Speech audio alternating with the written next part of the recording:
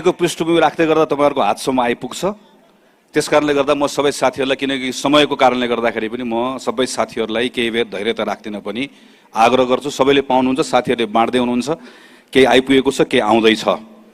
म सबैभन्दा पहिला महासमितिको बैठकमा यहाँहरु सबैलाई हृदयबाटै हार्दिक स्वागत गर्न चाहन्छु। महासमितिको बैठक हिजोबाट प्रारम्भ भएको छ र हामीले आज बिहानको सत्रमै हाम्रा आफ्ना प्रतिवेदनहरू, प्रस्तावहरू प्रस्तुत गरेर दिउँसोबाट समूह विभाजन गरेर छलफल गर्ने भन्ने कार्ययोजना बनाएका थियौं। तर हामीले सोचेको भन्दा केही लामो भएको छ, केही ढिलो भएको छ। यसले केही हाम्रो कार्यतालिका पनि तलमाथि भएको छ। तर हामी सबैले मिलेर यसलाई फेरि ठिक ठाउँमा ल्याउनु पर्ने छ। तपाईहरुले आज धैर्यतापूर्वक पार्टीको उपसभापतिले राख्नु भएको प्रस्ताव सुन्नुभयो। त्यो अलि लामो थियो, तर यस कारणले गर्दा लामो पनि थियो किनकि हामीले महाधिवेशनले गर्नुपर्ने नीतिको काम पनि महासमितिबाट गर्ने गरिकन जिम्मेवारी लिएर आएको हुनाले गर्दा नेपाली कांग्रेसको थुप्रै विषयहरुमा हाम्रा आफ्ना नीतिहरु के छन् भन्ने आजको त्यो प्रस्ताव हामीले यहाँ गर्यौं। महामन्त्री विश्वप्रकाश शर्माले समसामयिक राजनीतिका बारेमा नेपाली कांग्रेसको दृष्टिकोण के छ भनेर प्रस्ताव राख्नुभयो। यो दुईटा प्रस्तावहरू नेपाली कांग्रेसको केन्द्रीय समितिको तर्फबाट आएको प्रस्तावहरू हुन् र नेपाल सरकारका अर्थमन्त्री माननीय डाक्टर प्रकाश शरण महतले उहाँले आफ्नो प्रतिवेदन यहाँ अहिले प्रस्तुत गर्नुभयो। मेरो जिम्मेवारीमा रहेको यो सांगठनिक प्रस्ताव हो। त्यसैले मेरो यो प्रस्ताव नेपाली कांग्रेस पार्टीको हाम्रो आफ्नो संगठनसँग, हाम्रो संगठनसँग जोडिएका विभिन्न अवयवहरू त्यसको सेरोफेरोमा यो प्रस्ताव मैले तयार गरेको छु र यो प्रस्ताव केन्द्रीय समितिमा प्रस्तुत गरेर आदरणीय सभापतिजीको, केन्द्रीय समितिका साथीहरूको यसमा धारणा, यसमा आफ्ना विचारहरू थप राखिसकेपछि यसलाई थप समृद्ध बनाएर महासमिति सदस्यज्यूहरूको बीचमा मैले यसलाई प्रस्तुत गर्ने अनुमति मागेको छु। यहाँहरूको बीचमा आइसकेपछि यो महासमितिको सम्पत्ति हो र महासमिति सदस्यको बीचमा छलफल भइसकेपछि यसमा आएका सुझावहरूलाई लिएर यसलाई हामीले थप समृद्ध बनाउनेछौँ र त्यसपछि यो सिङ्गो पार्टीको सम्पत्ति बन्नेछ। मैले आज नेपाली कांग्रेसको महामन्त्रीको रूपमा उभिएर यो प्रस्ताव यहाँ प्रस्तुत गर्न पाउने मेरो लागि एकदमै धेरै ठूलो गौरवको विषय हो। नेपाली कांग्रेस जस्तो पार्टी, जननेता जननायक विश्वेश्वर प्रसाद कोइरालाको पुस्ताले प्रारम्भ गरेको यो पार्टीमा 2046 साल पछाडिको पुस्ताको नेपाली कांग्रेसको सदस्य आज यत्रो अग्रजहरूको बीचमा, साथीहरूको बीचमा उभिएर यो प्रस्ताव राख्न पाउने कुरा नै पनि मेरो लागि एकदमै धेरै ठूलो गौरवको विषय हो। मेरो यात्रामा मलाई शुभेच्छा दिने, मलाई साथ दिने मेरो नेतृत्व, मेरो पार्टीका तमाम साथीहरू सबैलाई नतमस्तक भएर म यहाँहरूलाई नमन गर्न चाहन्छु। फेरि एकपटक जय नेपालको न्यानो अभिवादन गर्न चाहन्छु। म अगाडिको प्रस्तावहरू पढ्दै गर्दाखेरि त्यसलाई अक्षर अक्षर पढ्दै गर्दाखेरि त्यो लामो पनि भयो, हामीसँग समय पनि थोरै छ। त्यसैले कतिपय कुराहरू सबै सरर पढ्नुभन्दा कतिपय कुराहरूलाई म त्यसलाई छोट्याउँछु पनि, संक्षेपमा पनि पढ्छु, जसले गर्दाखेरि हामीलाई भोलि छलफल गर्न पनि सजिलो हुन्छ होला। म एकपटक फेरि यहाँहरू सबैलाई स्वागत गर्न चाहन्छु। जननेता जननायक विश्वेश्वर प्रसाद कोइराला लगायत गणेशमानजी लगायत सम्पूर्ण संस्थापक नेताहरूप्रति हार्दिक श्रद्धा अर्पण गर्छु। यो बीचमा थुप्रै पार्टीका नेताहरूले शहादत प्राप्त गर्नुभएको छ। पञ्चायतकाल भन्दा अगाडि पनि, पञ्चायतको बेलामा पनि र पछिल्लो समयमा अनावश्यक हिंसा जो नेपालमा थोपरियो त्यो बेलामा पनि थुप्रै हाम्रो साथीहरूले जीवन गुमाउनु परेको छ। म उहाँहरू सबैलाई सम्झन चाहन्छु, उहाँहरूप्रति हार्दिक श्रद्धा अर्पण गर्छु। पार्टीका थुप्रै साथीहरूको परिवार यो बीचमा अनेकन पीडाहरूको कारणले गर्दाखेरि कोही विस्थापित भएको छ, कोही घाइते छ, कोही अपाङ्ग छ। ती सबै परिवारहरूलाई पनि यो कांग्रेसको महासमितिको ठाउँबाट आदरणीय पार्टी सभापति हामी सबैको तर्फबाट सम्झन चाहन्छु र हार्दिक सम्मान प्रकट गर्न चाहन्छु। पार्टीको भुइँ तहमा बसेर काम गरिराख्नुभएका सबै साथीहरूलाई जो आज यहाँ हुनुहुन्न, तर आज हामी उहाँहरूको प्रतिनिधित्व गरेर छलफल गर्दैछौँ, म उहाँहरूप्रति पनि हार्दिक श्रद्धा अर्पण गर्न चाहन्छु। र म सिधै सांगठनिक अवस्थामा प्रवेश गर्छु। विक्रम सम्वत 2005 फागुन 18 मा सम्पन्न भएको नेपाली राष्ट्रिय कांग्रेसको तेस्रो महाधिवेशनमा प्रस्तुत प्रतिवेदनमा भनिएको छ, हामीले बाटोघाटोको अतिशय न्यूनता भएको विस्तृत भूखण्डमा काम गर्न साह्रै थोरै समय पाएका छौँ। सरकारले पनि आफ्नो निरङ्कुश र प्रगति विरोधी नीतिले हाम्रो मार्गमा तगारो अड्काएको छ। फेरि हाम्रो कर्मठ र कार्यकुशल साथीहरूमध्ये निकै जसो अझै पनि जेल यातना सहिरहेका छन्। बाधाहरू अनेकन छन्, तर प्रथम वर्षको भन्दा सदस्य संख्या चौबर भएको छ।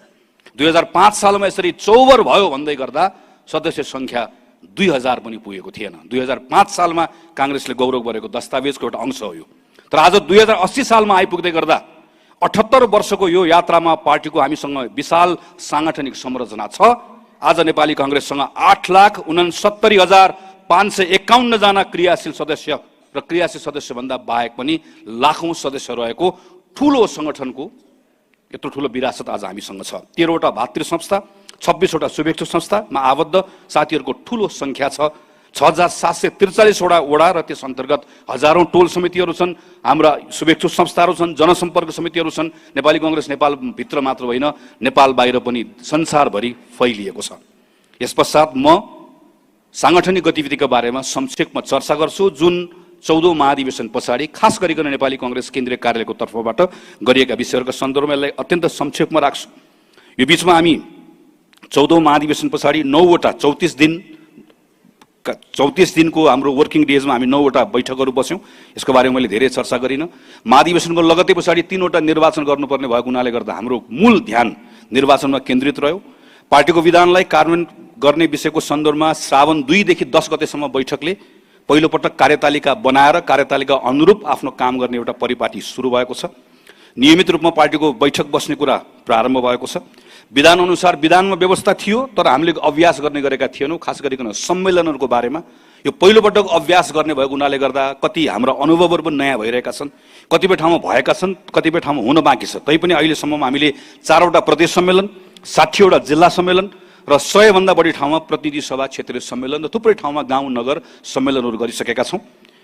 हामीले 14औं महाधिवेशनको लगत्तै पछाडिबाट क्रियाशील सदस्यताका सन्दर्भमा कामहरू सुरु गर्यौँ र क्रियाशील सदस्यता खास गरिकन नवीकरण गर्ने र नयाँ वितरण गर्ने, नवीकरण गरेर सबै सम्पूर्ण कुरा जिल्लाबाटै गर्ने भनेर सुरुवात गर्यौँ र सबै कुरा अनलाइन गर्ने भनेर सुरुवात गर्यौँ। तर पहिलो वर्ष जिल्लाहरूलाई केही अप्ठ्यारो भएको हुनाले गर्दा यो वर्ष केन्द्रबाटै बाँडियोस् भन्ने भएको हुनाले गर्दा यो कामलाई यो वर्षको लागि सुरु गरेका छौँ र अर्को वर्षबाट जिल्लाबाटै गर्ने गरिकन सबै बन्दोबस्तहरू हामीहरूले गरेका छौँ। सबै तहको गतिविधिहरूलाई अभिलेख राख्ने काम, खास गरिकन विद्युत अभिलेख राख्ने काम सुरु भएको छ र पार्टीको कार्यतालिका अनुसार 50% काम सांगठनिक काम, नियमित काम र 50% काम हाम्रो संगठनको आन्तरिक कामभन्दा बाहिरको काम देशभरिको प्रत्येक तहको पार्टी कमिटीले गर्नुपर्छ भन्ने कुरालाई सुरुवात गर्नको लागि नेपाली कांग्रेस पार्टीको केन्द्रीय कार्यालयको तर्फबाट गएको 6 महिनामा हामीले युवा पोलिसी ह्याकाथन, 3 दिनको राष्ट्रिय बीपी साहित्य महोत्सव जस्तो प्रभावकारी कार्यक्रमहरू गर्यौँ, जसको व्यापक जनस्तरमा पनि यसको सराहना भएको अवस्था छ। महासमितिको बैठकको लगत्तै पछाडि हामी नेपालको राजनीतिक पार्टीहरूले गरेको मध्येको अहिलेसम्मको ठुलो आर्थिक सम्मेलन गर्दैछौँ, सुवर्ण शमशेर इकोनोमिक कन्क्लेभ, जो काठमाडौँमा हुँदैछ र यो लगायतका अरू कार्यक्रमहरू हाम्रो तालिकाभित्र छन्। पार्टी कार्यालय तपाईँहरू अहिले जानुभएको छ। तपाईँहरूले कतिले महासमितिको कार्ड लिन जाँदै गर्दाहरू याद गर्नुभयो होला। पार्टी कार्यालयमा अत्याधुनिक पुस्तकालय बनेको छ। पुस्तकालय अन्तिम चरणमा छ र केही समय पछाडि पार्टी सभापतिले औपचारिक रूपमा सुरुवात गर्नुहुन्छ। यो पुस्तकालय मात्रै होइन, यो नेपाली कांग्रेसको लागि यो पुस्तकालय भन्दा पनि स्रोत केन्द्रको रूपमा यसको विकास गर्ने भनेर हामीले यसको प्रारम्भ गरेका छौँ। यो बीचमा घर घर जाउँ कांग्रेस जिताउँ भन्ने अभियान, जनताको साथमा कांग्रेस अभियान, यसै गरिकन आन्तरिक विशेष अभियान र अहिले भर्खर मात्र समुदायमा कांग्रेस अभियान बीचमा गएर रोकिएको छ। म यही क्रममा आदरणीय नेता केशव कुमार बुढाथोकीलाई सम्झन चाहन्छु, उहाँप्रति श्रद्धाञ्जली अर्पण गर्छु। उहाँ स्वर्गवास भइसकेपछि कार्यक्रम बीचमा रोकिएको छ। महासमितिको बैठक पछाडि यो कार्यक्रम फेरि अगाडि बढ्छ र यो बाहेक अरू अभियानको बारेमा यहाँहरू जानकारी राख्नु भएको छ। मैले अहिलेलाई र यो बीचमा हामी जाजरकोट र रुकुम पश्चिमको भूकम्प प्रभावित क्षेत्रमा उद्धार तत्काल राहतका साथै अस्थायी घर टहरा निर्माण गर्नको लागि पार्टीको तर्फबाट निर्णय गरेर हामीले 1000 घर बनाउने कामहरू सम्पन्न गर्यौँ। यसमा अरू थप कामहरू गर्न बाँकी छ। अरू मागिरहेका कुराहरू पार्टीको संक्षेपमा हामीले गरेका कामहरूको बारेमा चर्चा गरेका छौँ। यस पछाडि म योभन्दा अगाडि जान्छु। आदरणीय साथीहरू, पार्टीको आजको सांगठनिक अवस्था र महाधिवेशन पश्चात भइरहेको गतिविधिको बारेमा माथि संक्षिप्त रूपमा चर्चा गरिसकेपछि अब म हाम्रो संगठनभित्रको सबल पक्षको बारेमा छोटकरीमा चर्चा गर्छु। देशभित्र र देश बाहिर सबैतिर फैलिएको विशाल संगठन छ। कुनै वार्ड छैन जहाँ पार्टीको समिति नभएको होस्, कुनै टोल छैन जहाँ कांग्रेसको सदस्य नभएको होस्। नेपालभित्र प्रत्येक समुदायमा पार्टी उपस्थित छ। संसारभरि जहाँ नेपालीहरू पुगेका छन् त्यहाँ नेपाली कांग्रेसका साथीहरू नभएको सायदै कुनै देश होला एउटा बृहत राजनीतिक उद्देश्यका लागि बाँधिएको यति ठुलो संगठन हामीसँग छ। 8,69,551 क्रियाशील मध्ये 1,14,525 जना साथीहरू पार्टीको क्षेत्रीय प्रतिनिधिको रूपमा काम गरिराख्नु भएको छ। तर संगठनमा कुनै जिम्मेवारी नरहेको भए तापनि कांग्रेसप्रति प्रतिबद्ध र निष्ठावान कांग्रेस सदस्यहरूको ठुलो पंक्ति छ, जसले असम्भव झैँ लाग्ने प्रतिकूलतामा पनि पार्टीको तल्लो तहमा बसेर आफ्नो आस्था र विचारलाई कहिले डगमगाउन दिएन। तिनले बरु विस्थापित हुन र जीवनकै जोखिम मोल्न तयार भए। जेलनेल भोगे, कतिको ज्यान गयो, कतिको सम्पत्ति गुम्यो। गुमेका थुप्रै अवसरका बारेमा किञ्चित पश्चाताप नगरेर हिंसा र निरङ्कुशताको त्यो चेपुवामा समेत पार्टी छाड्न र विचार बदल्न तयार नभएको अदम्य साहस र अविचलित निष्ठाले पूर्ण यो विशाल पंक्ति आज पनि पार्टीसँग छ। र केवल एउटै कुरा मात्र सोच्दछ, पार्टीको राम्रो होस्, देशको जय होस् भन्ने एक सूत्रीय आग्रह मात्र राखेर बसेको कांग्रेसको ठुलो पंक्ति हामीसँग छ। काङ्ग्रेसमा लागेर पद पाइएला वा नपाइएला, सत्तामा हुँदा मलाई के फाइदा होला भनेर व्यक्तिगत स्वार्थ नहेर्ने मानिसको ठूलो संख्या पार्टीमा आबद्ध छ। आम निर्वाचनको प्रतिस्पर्धामा कहिले नजितेको ठाउँमा समेत आदर्शको झिल्को जोगाएर संगठनलाई जीवन्त राख्ने काङ्ग्रेस जनको उच्च समर्पण भाव अतुलनीय छ। पार्टीमा स्वाभिमानपूर्वक गरी खाने सदस्यको बाहुल्यता छ। सदस्यता शुल्क तिर्ने, पार्टीलाई आवश्यक परेको बेलामा सधैँ उपलब्ध हुने, स्वयंसेवी रूपमा निर्वाचनमा क्रियाशील हुने तर कुनै व्यक्तिगत आकांक्षा नभएको स्वावलम्बन र स्वयंसेवाको भाव लिएर नै पार्टी र अन्य सामाजिक कार्यमा क्रियाशील रहने काङ्ग्रेस जनको संख्या उल्लेख्य छ। आफ्नो स्वार्थको लागि राज्यको स्रोत र साधनमाथि कब्जा जमाउन खोज्ने आश्रय अवसर र सजिलो स्रोतको खोजीमा पार्टीमा आबद्ध हुने काङ्ग्रेसी चरित्र नभएको हुनाले पनि आफ्नै बलबुतामा जीविका चलाएर पार्टीमा स्वयंसेवी योगदान गर्ने संस्कार छ। पार्टीभित्र ठूलो सामाजिक पुँजी छ। आफ्नो जीविकासँगै समाजमा रहेर केही न केही गरौँ भन्ने भावले धेरै साथीहरू स्थानीय स्तरका सामाजिक काम वा समूहमा निरन्तर क्रियाशील र नेतृत्व गरेका अनेकन उदाहरण छन्। पार्टीमा स्थापना कालदेखि आजसम्म जोडिएका अनेकन पुस्ताका अग्रज तथा युवा साथीहरू क्रियाशील हुनुहुन्छ। 18 देखि 90 वर्ष माथिसम्मका अग्रजसम्मको एउटै विशाल नेपाली कांग्रेसको पार्टी परिवार छ। पार्टीमा सबै समुदायमा सबै खाले पेशा व्यवसायमा संलग्न ज्ञान र अनुभवको हिसाबले गाउँको किसान श्रमिकदेखि विश्वको प्रतिष्ठित विश्वविद्यालयमा दक्षता हासिल गरेका र संसारको अर्को कुनामा ज्ञान सिप प्रस्फुटित गरिरहेको काबिल जनशक्ति छ। हिजो पार्टीमा जोडिएको राजनीतिमा लागेको कारणले गर्दा विस्थापनको पीडा भोगेको, अवसर गुमाएको अर्को तबका आज संसारका विभिन्न देशमा गएर ज्ञान, दक्षता र पुँजीको विकास गरिरहेको छ। आन्तरिक प्रतिस्पर्धामा गुटगत भिन्नता देखिए पनि सार्वजनिक हितको कुनै निश्चित लक्ष्य प्राप्तिका लागि वा नेपाली कांग्रेसलाई बाह्य जोखिमबाट बचाउन आवश्यक परेको बेलामा स्वतः स्फूर्त सबै एकजुट भएर लागि पर्ने सामूहिक भावना छ। पार्टीमा आन्तरिक लोकतन्त्रको अभ्यास छ। नेतृत्व छनौट प्रक्रियामा सहभागिता मात्र होइन, निर्णय प्रक्रियामा सहभागिता। पार्टीभित्र चित्त नबुझेको कुरा भन्ने र फरक मत राख्ने खुला वातावरण छ। पार्टीको सबै तहमा विधान बमोजिम निर्वाचित भएको नेपाली कांग्रेस मात्र एउटै मात्र पार्टी हो। सबैभन्दा तल्लो तह वडामा प्रतिनिधि क्षेत्रीय प्रतिनिधिको संख्या 1,14,000 मा करिब 40,000 महिलाको प्रतिनिधित्व छ भने वडाबाटै निश्चित संख्यामा मुस्लिम, दलित, थारू, मधेसी, आदिवासी जनजाति, महिला, अपाङ्गता, अल्पसंख्यकको प्रतिनिधित्व भएको नेपालको नेपाली कांग्रेस एउटै मात्र पार्टी हो। पार्टीको माथि उल्लेखित संगठन संरचना बाहेक हामीसँग भातृ संस्था, शुभेच्छु संस्था, जनसम्पर्क समिति मार्फत संगठनको विशाल संरचना छ। मैले संगठनको सबल पक्षहरूको बारेमा चर्चा गरेँ। सबल पक्षहरूको बारेमा चर्चा गरिसके पछाडि अब म संगठनभित्रका हाम्रा केही सीमाहरूका बारेमा, केही हाम्रा कमजोरीहरूका बारेमा, जसका बारेमा हामीले समीक्षा गर्नुपर्छ, यसको बारेमा म छोटकरीमा चर्चा गर्छु। आज हामीसँग आफैले बनाएको संविधान छ।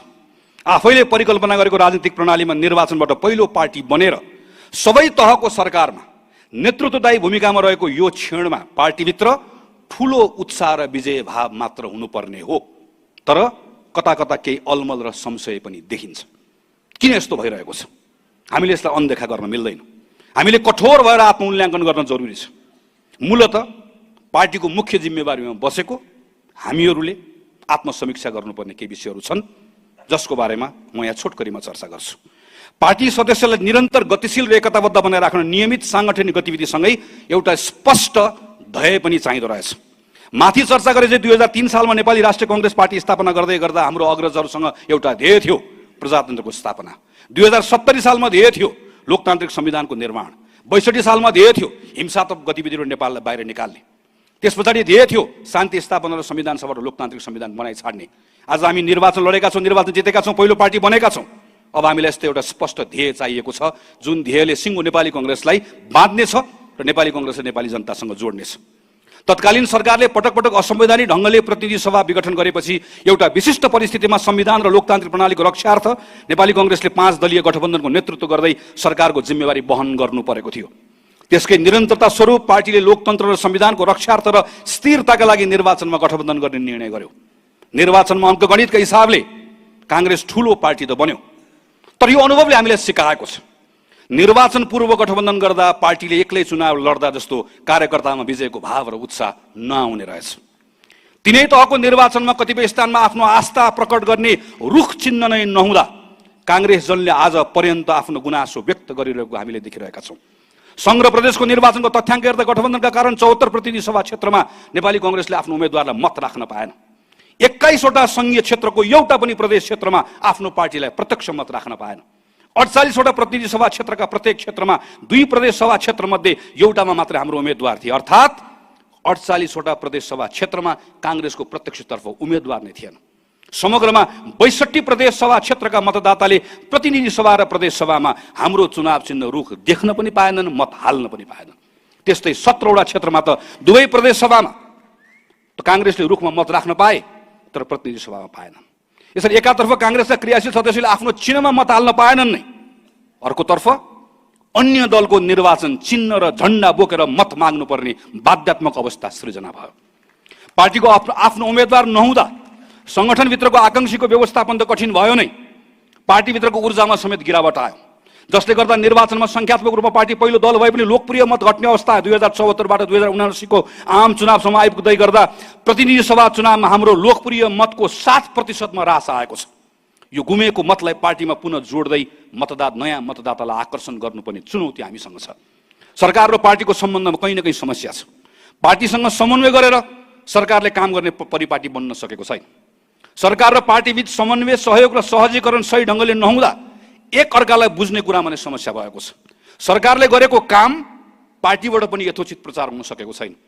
यति बेला संघ, प्रदेश र बहुसंख्यक स्थानीय सरकारमा पार्टी नेतृत्वदायी भूमिकामा भए तापनि पार्टी सरकारमा भएको महसुस र आफ्नोपन कांग्रेसको सदस्यले गर्न नपाइरहेको गुनासो छ। यस्तो अवस्थामा पार्टीभित्र एक खालको अलमल छ। हामीले सरकारको प्रतिरक्षा गर्ने कि सरकारलाई प्रश्न गर्ने? यो समस्या अहिले उब्जेको समस्या भने होइन।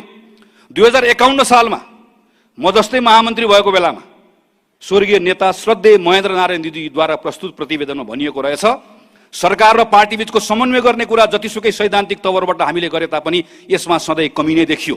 अब यसलाई व्यवस्थित गर्नु परेको छ ताकि यो अवस्था भोलि नआओस्। तर आज करिब 30 वर्ष पनि हामीले यही विषयमा छलफल गर्नु परेको छ र यो विषय हाम्रो लागि पहिला भन्दा अझै पेचिलो बन्दै गएको छ। बीपी कोइरालाले भन्नुभएको थियो, पार्टीको संगठन ठिक पार्ने हो भने हामी सबैभन्दा पहिला विधान पालना गर्ने बानी बसाल्नुपर्छ। पार्टीको दैनिक जीवनका कार्य सुचारू रूपले सम्पन्न भइरहेको छ छैन हेर्नुपर्छ। पार्टीको हरेक विषयको निर्णय व्यवस्थापन, कार्यान्वयन, निरूपण गर्ने आधार पार्टीको विधान नै हुनुपर्छ। हाम्रो पार्टी विधानले सबै तह र तबकालाई स्पष्ट समयबद्ध जिम्मेवारी दिएको छ। तर अहिले पार्टी सञ्चालन गर्दा हरेक तह र तबकामा विधानको पूर्ण पालना हुन सकेको छैन। पार्टी तल्लो तहमा कतिपय ठाउँमा बैठक बस्न सकेको छैन, कतै संगठनिक गतिविधि नियमित छैन, कतै सदस्यतामा समस्या छ, कतै पदाधिकारीमै समस्या छ। बहुमत भएकोले फरक मतलाई व्यवस्था गर्ने, पराजितले जितेकोलाई असहयोग गर्ने प्रवृत्तिले अन्ततः संगठनलाई नै कमजोर बनाइरहेको हुन्छ।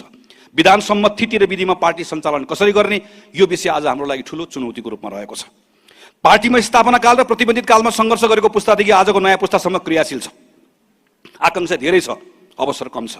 सङ्घर्ष गरेको तर कुनै अवसर नपाएको साथीहरूको ठूलो सङ्ख्या छ। त्यसमाथि काम गरेर आफूलाई प्रमाणित गर्न आएको नयाँ सदस्य जिम्मेवारी सहित काम गर्न चाहन्छ। यसको व्यवस्थापन आफैमा चुनौतीपूर्ण त छँदैछ, भएको अवसरको वितरणलाई पनि न्यायसङ्गत बनाउनु पर्ने अर्को चुनौती छ। पार्टीभित्र जरैसम्म फैलिँदै गएको आन्तरिक शक्ति सङ्घर्ष, आफैभित्रको अस्वस्थ प्रतिस्पर्धा र एक आपसमा निषेध गर्ने प्रवृत्तिले पार्टीका अधिकांश सदस्यहरूको ऊर्जा खेर गइरहेको छ। यो अवस्थालाई बदलेर पार्टीभित्र स्वस्थ प्रतिस्पर्धा र आन्तरिक अनुशासन कायम गर्नुपर्नेछ। पार्टी अनुशासन र जवाबदेहिताको कुरा चुनावको बेला मात्रै उठ्छ। अनुशासनलाई अनुकूलतामा व्याख्या गर्ने परिपाटीले सृजना गरेको असन्तुष्टिलाई सम्बोधन गर्न आवश्यक छ। तोकिएको समयमा तोकिएको जिम्मेवारी पूरा नगर्नु पनि अनुशासन उल्लङ्घन हो भन्ने मान्यतालाई अङ्गीकार गर्न सकिएको छैन। पार्टीभित्र अवसरको न्यायोचित वितरण हुन नसकेको, समावेशी ढङ्गले समान रूपमा अवसरमा पहुँच नभएको, समावेशी समानुपातिक तर्फको समेत जसले पाउनुपर्ने हो त्यो तबकाले न्याय नपाएको व्यापक गुनासो छ।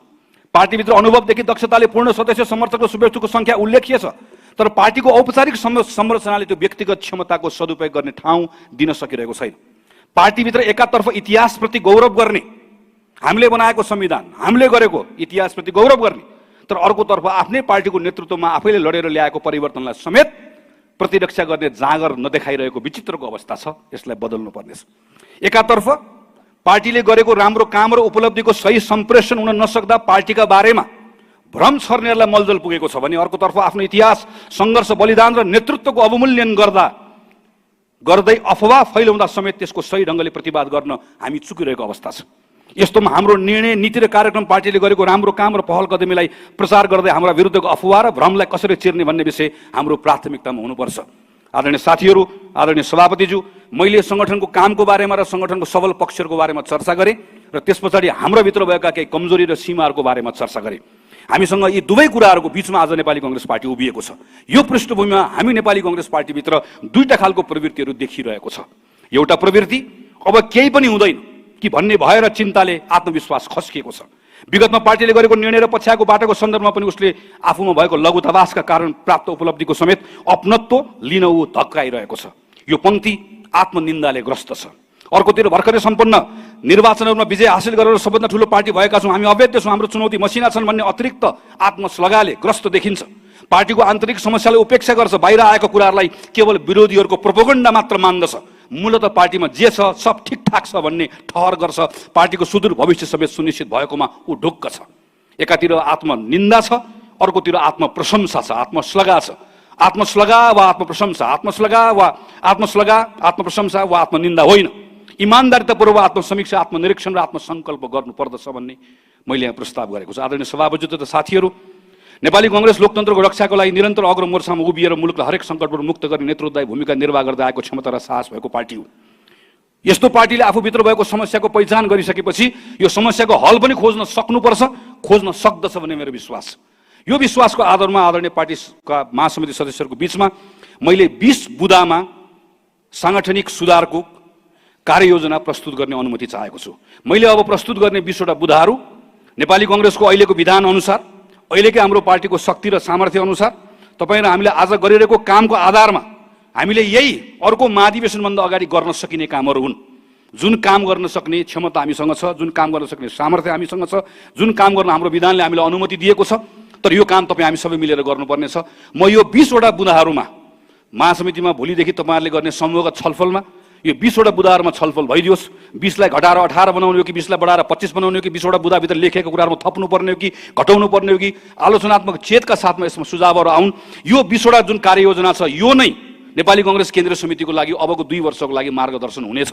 त्यसकारणले गर्दा म साथीहरूलाई विनम्रतापूर्वक यो 20 वटा बुँदामा यसमा थप छलफल गरिदिनका लागि म आग्रह गर्न चाहन्छु। बुँदा नम्बर 1, ध्येयमा प्रष्टता। मैले अगाडि जुन समस्याहरू देखाएँ, मैले अब त्यो देखाएको समस्याको समाधान यो 20 वटा कार्ययोजनामा प्रस्तुत गरेको छु। अहिले जे समस्याहरू भने ती कुराको समाधान यो हुन सक्दछ भन्ने हाम्रो तर्फबाट यहाँभित्र प्रस्ताव गरिएको छ।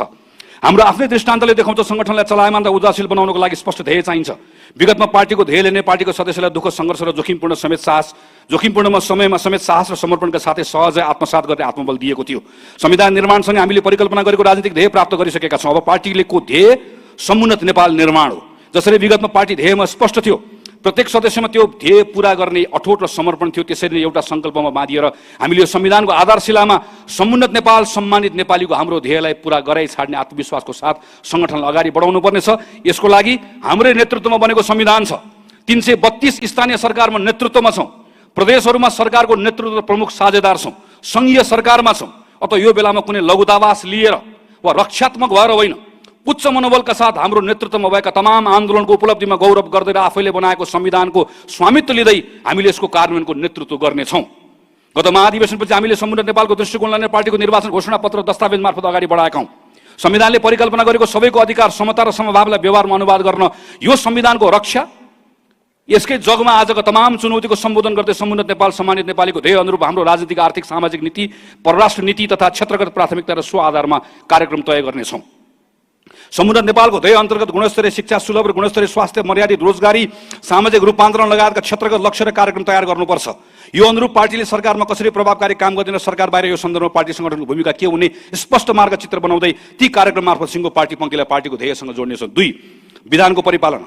नेपाली कांग्रेसको विधानले आन्तरिक लोकतन्त्रको अभ्यासका लागि निकै राम्रो व्यवस्था गरेको छ। सबै तहलाई समयबद्ध जिम्मेवारी तोकेको छ। कुन समितिले कुन काम कहिले कसरी गर्ने भन्ने विधानमा निर्दिष्ट गरेको व्यवस्थालाई कार्यान्वयन लैजानको लागि विधान बमोजिम पार्टी सभापतिले प्रस्ताव गरी केन्द्रीय कार्य समितिले टुङ्ग्याउनु पर्ने जिम्मेवारीमा रहेका समितिहरूको गठन, प्रतिष्ठान र विभागको गठन लगायतका कार्यलाई अविलम्ब पूर्णता दिई निश्चित कार्यविवरण बनाएर कार्यतालिका सहित जिम्मेवार प्रदान गर्नेछौँ। विधानले केन्द्रीय कार्य समितिले गर्ने भनी तोकिएका नियमित बैठक, महासमिति बैठक, महाधिवेशन लगायत विधान सम्मत गर्नुपर्ने सबै जिम्मेवारी कार्यतालिका बनाई विधानले निर्दिष्ट गरेको समयमा गर्नुपर्छ। नेपाली कांग्रेसको 2078 मङ्सिरमा सम्पन्न 14औं महाधिवेशनबाट निर्वाचित वर्तमान कार्य समितिको 4 वर्ष कार्यकाल 2017 सालको विधान संशोधन सहितको धारा 43 बमोजिममा आगामी 2082 मङ्सिर मसान्तभित्र समाप्त हुनेछ।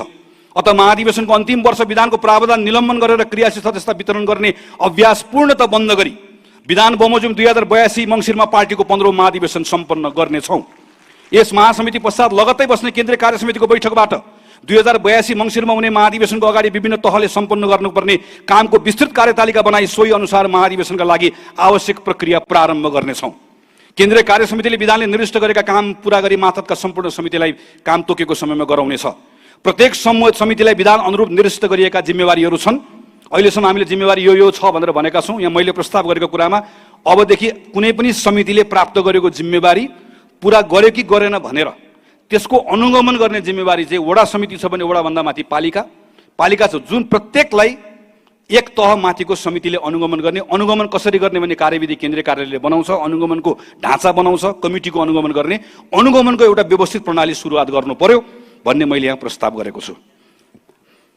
विधान बमोजिम विभाग समिति गठन लाई पूर्णता दिँदा पार्टीको विभिन्न तह र निकायबाट संस्थागत रूपमा सिफारिस सङ्कलन गरी सोही अनुसार सहभागिता गराउने अभ्यासलाई हामीले माथि विभागहरू लगायत जे बनाउँछौँ अहिलेसम्म माथि मात्र बनाउने गरेको ठाउँमा तलबाट मागेर संस्थागत रूपमा लिएर हाम्रो आफ्नो कमिटीहरू बनाउँदै गर्दाखेरि जिल्लालाई तलको कमिटीहरूलाई पनि सँगसँगै जोड्ने काम गर्नुपर्छ भन्ने मैले यहाँ प्रस्ताव गरेको छु। जिम्मेवारी र जवाफदेहिता, हरेक हातलाई काम, हरेक काँधलाई जिम्मेवारी भन्ने मान्यतालाई सार्थक बनाउनको लागि विधानले काम कर्तव्य र अधिकार तोकेको, हाम्रो विधानमा सभापति, कोषाध्यक्ष, सचिवको काम कर्तव्य अधिकार तोकेको छ, तर अत्यन्त थोरै लेखिएको छ। दुईटा उपसभा, दुईटा सचिवले के गर्ने तोकेको छैन। दुईटै महामन्त्री यहाँ छ, कसले के गर्ने कहीँ पनि जिम्मेवारीको बाँडफाँड छैन। त्यसैले दुईटा तोकेको ठाउँमा अरू तोकेको ठाउँमा हामी जसलाई जब डिस्क्रिप्सन भनेर भन्छौँ, हामी एउटा ढाँचा बनाउँछौँ, प्रत्येक कमिटीलाई पठाउँछौँ। त्यो कमिटीको सभापतिले लेखिएको ढाँचामा लेखिएको तोकिएको व्यक्तिलाई जिम्मेवारी दिइसके पछाडि त्यसको विस्तृत कार्यविवरण बनाउने मैले यहाँ प्रस्ताव गरेको छु। पार्टीमा हाल क्रियाशील रहेका सदस्यहरूमध्ये 1,14,525 जना निर्वाचित क्षेत्रीय प्रतिनिधि हुनुहुन्छ, जसमध्ये करिब मैले अघि भने 40% भन्दा बढी महिला हुनुहुन्छ। 4,743 जना महाधिवेशन प्रतिनिधि हुनुहुन्छ। तर केही क्षेत्रीय प्रतिनिधिहरूले जिम्मा पाउनु भएको छ, केही महाधिवेशन महासमिति सदस्यले जिम्मा पाउनु भएको छ, बाँकीहरू कसैले पनि जिम्मेवारी नपाइरहेको अवस्था छ। महाधिवेशन भन्ने पद छ, जिम्मेवारी छैन। यसका निम्ति हामीले केही नयाँ जिम्मेवारीहरू यो हुनसक्छ भनेर प्रस्तावित गरेका छौँ। त्यो विशेष जिम्मेवारी दिएर कार्यगत विवरणसहित फिल्डमा खटाउने भन्ने यहाँभित्र हामीले एउटा प्रस्ताव गरेका छौँ। साङ्गठनिक कार्यतालिका, केन्द्रीय कार्य समितिले भर्खर साङ्गठनिक कार्यतालिका बनाएको जस्तै प्रत्येक तहले कार्यतालिका बनाउँदै गर्दाखेरि 50% काम सङ्गठनको आन्तरिक काम, भेला, सम्मेलन, प्रशिक्षण, हाम्रो महासमिति भएको जस्तो 50%, तर 50% काम चाहिँ सङ्गठनको कामभन्दा बाहिरको काम। त्यो भनेको त्यो सामाजिक कार्यक्रम पनि हुनसक्छ, त्यो भनेको अरू कुनै पनि खालको जागरणको कार्यक्रम हुनसक्छ, समाजसँग जोडिने कार्यक्रम हुनसक्छ, समुदायसँग काङ्ग्रेस हुनसक्छ। यस्ता अभियानहरू चाहिँ वर्षको 50% काम चाहिँ कामको वेटेज 50-50 गर्नुपर्छ भनेर मैले प्रस्ताव गरेको छु। बहस, संवाद र प्रशिक्षण, पार्टीका संस्थापक नेता तथा अग्रजहरू प्रतिकूल समयमा पनि जीवनभर जागरुक रहेर समाजका ज्वलन्त विषयहरूमा अध्ययन, चिन्तन र संवाद गर्ने, बहस र छलफल गर्ने, कार्यकर्ता दीक्षित गर्ने र जनतालाई सुसूचित गर्ने संस्कृति बोकेको पार्टी हो नेपाली कङ्ग्रेस।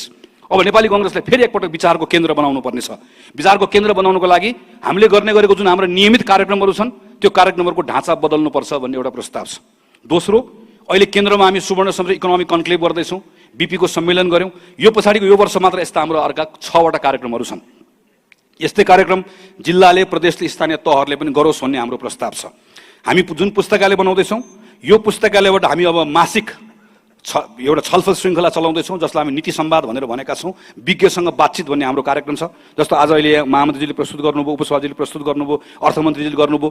हामीले वैदेशिक रोजगारीका बारेमा आज केही कुराहरू भन्यौँ, तर वैदेशिक रोजगारीका विषयहरूको सन्दर्भमा अब पार्टी कार्यालयको पुस्तकालयले कार्यक्रम सञ्चालन गर्छ, स्रोत केन्द्रले कार्यक्रम सञ्चालन गर्छ। अब वैदेशिक रोजगारीका बारेमा कुनै मञ्चमा उभिएर हामी बोल्ने मात्र होइन, त्यसका बारेमा धारणा बनाउने कुराको केन्द्र चाहिँ अब नेपाली कङ्ग्रेस हुन्छ। समाजका तमाम विषयहरूको बहसको केन्द्र नेपाली कङ्ग्रेसलाई बनाउने भन्ने प्रस्ताव छ। र पार्टीको जुन एकाडेमी छ, ट्रेनिङ एन्ड पोलिसी एकाडेमी, नीति तथा प्रशिक्षण प्रतिष्ठान छ, यसबाट मैले 4वटा विभिन्न खालका तालिमहरूलाई प्रस्ताव गरेको छु। तपाईँहरूले यसमा धेरै अरू मलाई सुझावहरू दिनुभयो, हामीलाई सुझावहरू दिनुपर्नेछ। एउटा प्रत्येक नयाँ मान्छे जसले काङ्ग्रेसको क्रियाशील सदस्य लिन्छ उसले अनिवार्य रूपमा सदस्यसँगै अभिमुखीकरण तालिम लिनुपर्ने। काङ्ग्रेस के हो, काङ्ग्रेस हुनुको अर्थ के हो, काङ्ग्रेसले के गर्नुपर्छ के गर्नु पर्दैन भन्ने कुराको अनिवार्य तालिम लिएकै हुनुपर्ने। पुनर्ताजगी तालिम, तपाईँ हामी जस्तो वर्षौँ अगाडि सदस्य भइसकेको मान्छेहरूले बेला बेलामा पुनर्ताजगी तालिम लिनुपर्ने। सिप र दक्षताको प्रशिक्षण, हामी जब कार्यकारी जिम्मेवारीमा जान्छौँ, कोही सचिव हुन्छौँ, कोही कोषाध्यक्ष हुन्छौँ, विभिन्न जिम्मेवारीमा जान्छौँ, त्यो जिम्मेवारीसँग, त्यो पदसँग, जिम्मेवारीसँग जोडिएका केही सेटअप स्किल हुन्छन्, हुनुपर्ने हुन्छ। सचिव चलाउनलाई केही स्किलहरू चाहिन्छ, कोषाध्यक्ष चलाउनलाई चाहिन्छ। यो पदसँग जोडिएर दिने कुराहरू तालिम छ। अर्को जनप्रतिनिधि अनुशिक्षण भनेर हामीले निर्वाचित भएको जनप्रतिनिधिको कार्यक्रम छ। अर्को एउटा नयाँ कार्यक्रम हामीले यहाँ प्रस्ताव गरेका छौँ, तपाईँहरूको सुझाव चाहन्छौँ। यो हाम्रो पोलिसी एकाडेमीले चलाउँछ। यो कोर्सको नाम पब्लिक पोलिसी कोर्स हो। 84 मा चुनाव छ, त्योभन्दा अगाडि स्थानीय चुनाव छ 84 मा, त्यसपछि आम चुनाव छ।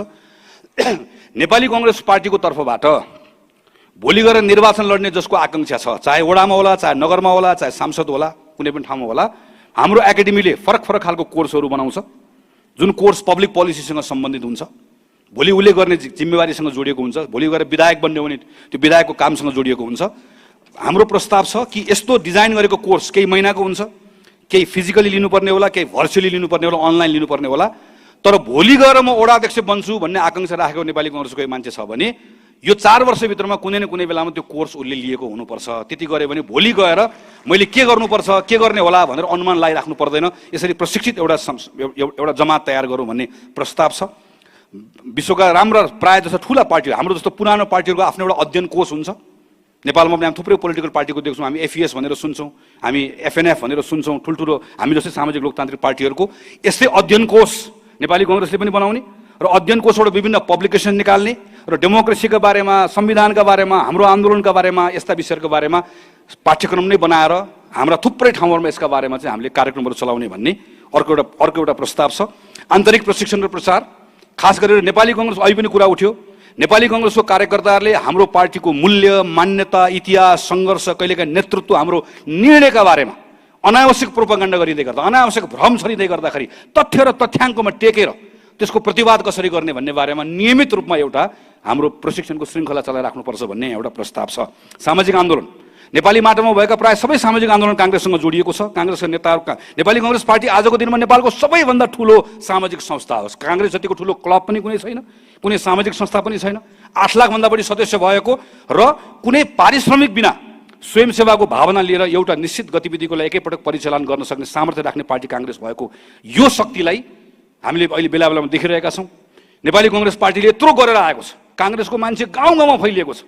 हाम्रो कांग्रेसका मान्छेहरू सामाजिक काममा जताततै तल्लिन्छन्, तर सामाजिक काम गर्दै गर्दाखेरि कांग्रेसको नाममा नगरेर अरू काममा गर्दै गर्दाखेरि हामीलाई एउटा दुईटा मान्छे आएर गिज्याउने अवस्था बनेको छ। सामाजिक काम राजनीतिमा ल हेर भनेर भन्ने अवस्था बनेको छ। कांग्रेसले आफूलाई सामाजिक कामसँग जोड्नका लागि मैले यहाँ 4वटा प्रस्तावहरू गरेको छु। म छोटकरीमा मात्रै भन्छु, अघि एउटा भनिसकेँ, 50% काम सङ्गठनभन्दा बाहिरको काम। समुदायमा कांग्रेस भन्ने जुन अभियान अहिले सुरु गरेका छौँ, यसलाई एउटा निश्चित अभियान नबनाएर, एउटा समय अभियान नबनाएर निरन्तर रूपमा कांग्रेसको अभियान बनाउनुपर्छ भन्ने छ। जय नेपाल सेवा अभियान भनेर 6743 वडामा नेपाली कांग्रेसको प्रत्येक वडा समितिले जय नेपाल सेवा अभियान भनेर एउटा अभियान चलाउने। यो अभियान अन्तर्गत पार्टीका साथीहरूले कल्याणको काम, परोपकारी कामहरू, खास गरी त्यहाँको असहाय, विपन्न, शिक्षामा, स्वास्थ्यमा जहाँनिर गएर आफूले मद्दत गर्न सकिन्छ, कांग्रेसको तर्फबाट यो अभियान जय नेपाल सेवा अभियानको नामबाट अभियान सञ्चालन गर्ने। केही समय अगाडि गाउँपालिका र नगरपालिकाले एउटा परिपत्र पाउनु भएको छ, गाउँ सेवा दल र नगर सेवा दल भनेर। त्यो गाउँ सेवा दल र नगर सेवा दल भनेको खास गरिकन त्यहाँको हाम्रो भातृ संस्था, तरुण दल, नेवी सङ्घ लगायतको अरू मागेको भातृ संस्थाहरू पनि छ। तिनै साथीहरूसँग मिलेर, तर यो चाहिँ विपद परेको बेलामा, प्राकृतिक विपत्ति आएको बेलामा नेपाली कांग्रेस पार्टीसँग प्रत्येक गाउँमा, प्रत्येक नगरमा एउटा डेडिकेटेड, ट्रेन्ड, कम्तीमा प्रारम्भिक रूपमा मद्दत गर्न सक्ने कुनै पनि खालको विपत्तिको बेलामा तयार भएको एउटा सानो हामीसँग तयारी एउटा अवस्थामा समूह चाहिन्छ भनेर यसको हामीले एउटा प्रस्ताव गरेका छौँ। भातृ संस्थाको बारेमा नेपाली कांग्रेस केन्द्रीय कार्य समितिको गत पौष 12 देखि 14 गतेसम्म भएको बैठकले निर्णय भएको मितिदेखि 6 महिनाभित्र अर्थात् 2081 असार 15 भित्र 81 असार 15 गतेभित्र महाधिवेशन सम्पन्न गर्ने कार्यदेश सहित तदर्थ समितिको अवधि थपेको छ। त्यसैले 2081 असार 15 गतेभित्र नेपाल विद्यार्थी सङ्घ, तरुण दल, महिला सङ्घ, दलित सङ्घ लगायतका जति पनि भातृ संस्थाहरू छ जसको नेतृत्व अहिले पार्टीले चयन गरेको छ, यो सबै सङ्गठनले आफ्नो अधिवेशन असारको 15 गतेभित्र गरिसक्नुपर्ने छ भन्ने प्रस्ताव यहाँ मैले अहिले प्रस्तुत गरिएको छु। शुभेच्छु संस्थाहरूको बारेमा केही प्रस्तावहरू छन्, यी तपाईँले पछि पढेर यसमा सुझाव दिनु होला। खास गरिकन शुभेच्छु संस्थाको क्षेत्रसँग सम्बन्धित रहेर उनीहरूसँगको लगातार सम्पर्क गर्ने, अन्तर्क्रिया गर्ने र पार्टीले त्यसको लाभ लिने भन्ने मूलतः यहाँ प्रस्ताव छ। जनसम्पर्क समितिको बारेमा मेरा केही प्रस्तावहरू छन्। जनसम्पर्क समितिको अहिलेको सदस्यताको यथार्थता, कति सदस्य छ भन्ने कुराको यथार्थता र पूर्ण विवरण अद्यावधि गर्ने, जनसम्पर्क समितिको विधानमा एकरूपता ल्याउने, जनसम्पर्क समिति नभएको देशहरूमा जनसम्पर्क समितिलाई विस्तार गर्ने, विगतमा जनसम्पर्क समितिमा काम गरेर फर्केर आएको साथीहरूलाई पार्टीको विभिन्न ठाउँमा लगेर जिम्मेवारी दिने भन्ने यसमा प्रस्ताव छ। समावेशिताको बारेमा मेरो प्रस्ताव छ। पार्टी सदस्यता प्रदान गर्ने, अहिले हामी जुन पार्टी सदस्य बनाउँछौँ, पार्टी सदस्य बनाउने बेलामै हामीले समावेशी दृष्टिकोण राख्न सक्नुपर्छ। हाम्रो पार्टीको अहिले सक्रिय सदस्यको हाम्रो बनौट हेऱ्यौँ भनेदेखि भने त्यहाँभित्र हामी ठुलो उमेरको हिसाबले पनि हामी त्यहाँ ठुलो ग्याप देख्छौँ नौजवानहरूका सन्दर्भमा, समुदायको हिसाबले पनि त्यहाँभित्र हामी एउटा नमिलेको अवस्था देख्छौँ। यसलाई मिलाउनको लागि सदस्य बनाउने बेलामै नेपाली कङ्ग्रेस नेपालको सबैभन्दा ठुलो पार्टी मात्र होइन, नेपाली कङ्ग्रेस नेपालको राष्ट्रिय पार्टी हो। त्यसैले प्रत्येक समुदायको नेपाली कङ्ग्रेसभित्र सहभागिता हुनुपर्छ र नेपाली कङ्ग्रेसले सबैको प्रतिनिधित्व गर्नुपर्छ। त्यसका लागि सदस्यदेखि नै जरैदेखि हामी समावेशी बनाउने भन्ने प्रस्ताव छ र विभिन्न समुदायको समावेशी प्रतिनिधित्व गराउँदा खास गरी महिला, मधेसी, दलित, आदिवासी जनजाति, थारू, मुस्लिम लगायतको प्रतिनिधित्वमा सदस्यतादेखि नै जनसङ्ख्याको क्लस्टरमा समेत ध्यान दिने र पार्टीले पार्टीभित्र पनि अवसर दिन्छ र नेपाली कङ्ग्रेस पार्टी सरकारमा भइरहेकोले गर्दा कहिलेकाहीँ पार्टी बाहिर पनि पार्टीको नामबाट अवसरहरू प्राप्त हुन्छ। त्यो अवसर प्राप्त हुँदै गर्दा मधेसी, दलित यस्तै गरी अरू समुदायहरू जुन समुदायले आजसम्म खास गरिकन काङ्ग्रेसको हस्ताक्षरबाट पाउनुपर्ने अवसर बिरलै पाएको छ, त्यो समुदायलाई अब काङ्ग्रेसले अवसर दिँदै गर्दाखेरि यस्तो समुदायलाई काङ्ग्रेसको अवसरमा प्राथमिकतामा राख्नुपर्छ भन्ने प्रस्ताव चाहिँ मैले यहाँभित्र गरेको छु। अभिलेख प्रणाली प्रत्येक पार्टीको प्रत्येक तहले विधान बमोजिम अनिवार्य रूपले सदस्य, यो पार्टीको विधानकै व्यवस्था छ, सदस्यताको लागत राख्नुपर्छ, तर सदस्यताको लगत हामी राखिरहेका छैनौँ। केन्द्रीय कार्य समितिले सुरु गरेको छ, सबै क्रियाशीलको सबै रेकर्ड राख्ने भनेर अहिले हामी सुरु गरेका छौँ। करिब 25% काम सकिएको छ। यो कामलाई पूर्णता दिन तपाईँहरूको सम्पूर्ण रूपमा मद्दत चाहिएको छ। नेपाली कङ्ग्रेससँग जति कमिटीहरू छ सबै कमिटीको अभिलेख राख्ने काम सुरु भएको छ। यो पनि करिब 20-25% काम भएको छ। एकदमै गाह्रो छ, अहिलेसम्म अभिलेख नभएको हुनाले गर्दा हामीसँग नाम मात्रै छ। यसलाई पूर्णता दिन हाम्रो खटिएर जानेको केन्द्रीय सदस्य साथीहरूले असाध्यै मेहनत गर्नुभएको छ।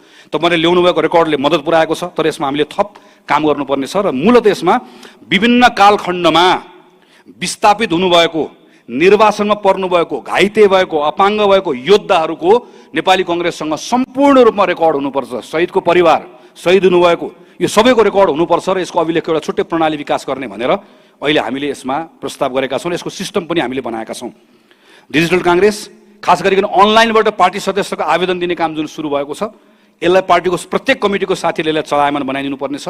अब हामी एउटा सिस्टम बनाउँदैछौँ जसमा वडादेखि केन्द्रसम्म भएको प्रत्येक बैठकलाई त्यो सिस्टमसँग जोडिदिइसके पछाडि मेरो वडामा बैठक भयो भनेर भएन, वडामा बैठक कहिले भयो, कतिजना उपस्थित हुनुहुन्थ्यो र उपस्थित भएकोबाट निर्णय के भयो भन्ने कुरा सेन्ट्रल सिस्टममा आउँछ, डेटाबेसमा आउँछ।